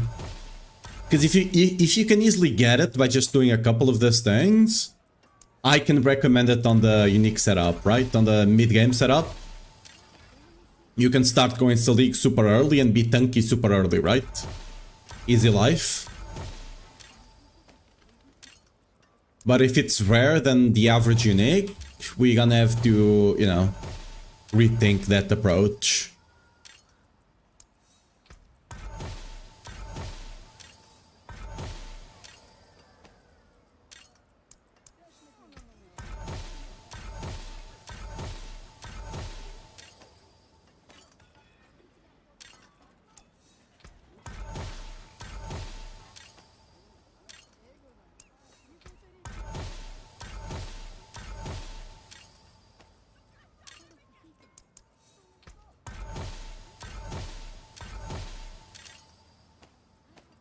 We should get like 5 leagues or something, like 5, 6 on average here.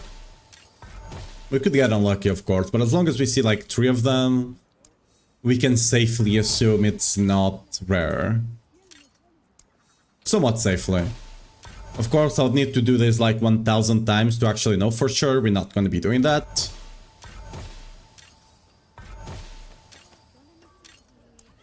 But just to have an idea.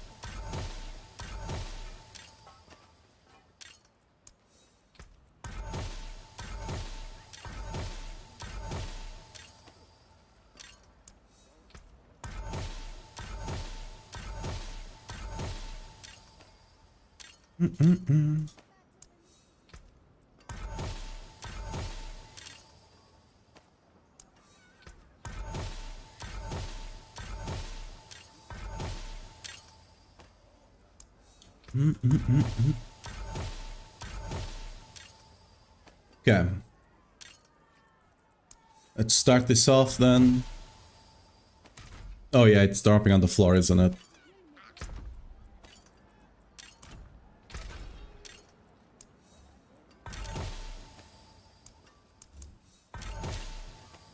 I remember when I did a lot of this to actually farm Banished Lords on Season 13. That's how you got them.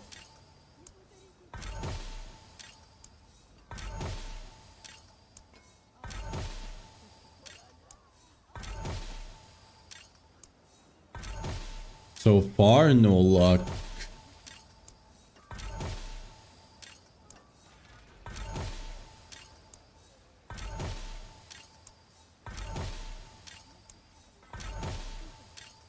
Okay.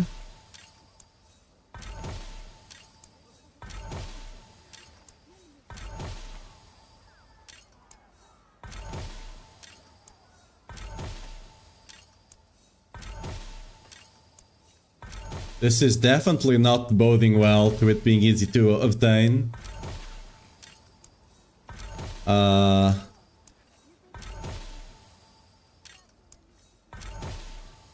Okay. That's not good to know. Ooh, we could have gotten extremely unlucky. That's possible, right? It's possible we got extremely unlucky, but at the same time, I don't know, dude. It's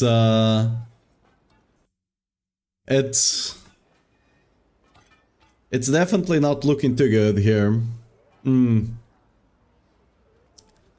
I'll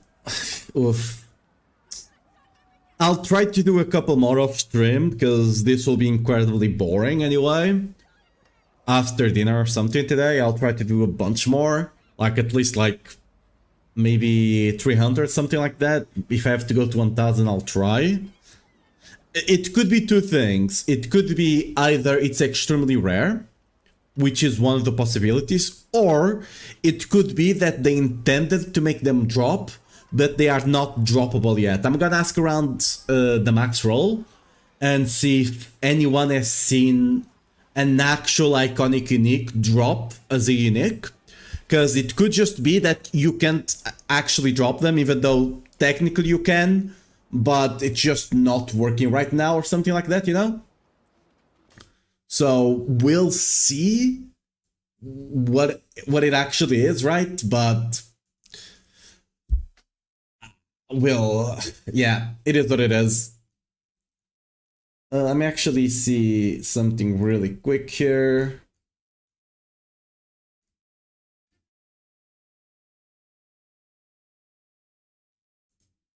Okay, anyway, guys, I think, yeah, it's about time. I think I'm gonna end the stream here for today. I did tell my mother I was gonna have dinner with her today, so I need to make sure I actually can do that in time. It's almost dinner time right now, so I need to actually go get dressed and stuff like that. So thanks for coming today. Tomorrow I'll try to have a longer stream. Tomorrow we'll try Whirlwind Life and Lunging Life.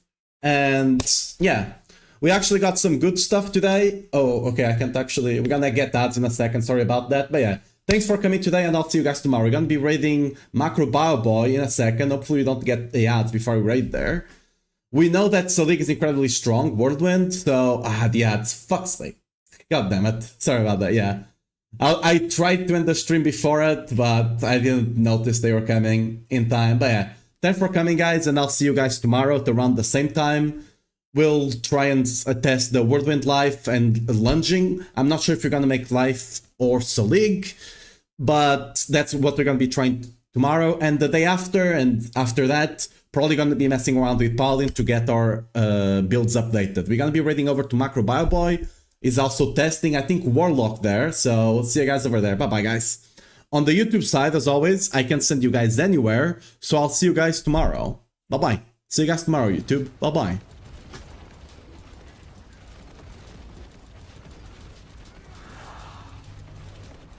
Yo, what up, Aoi?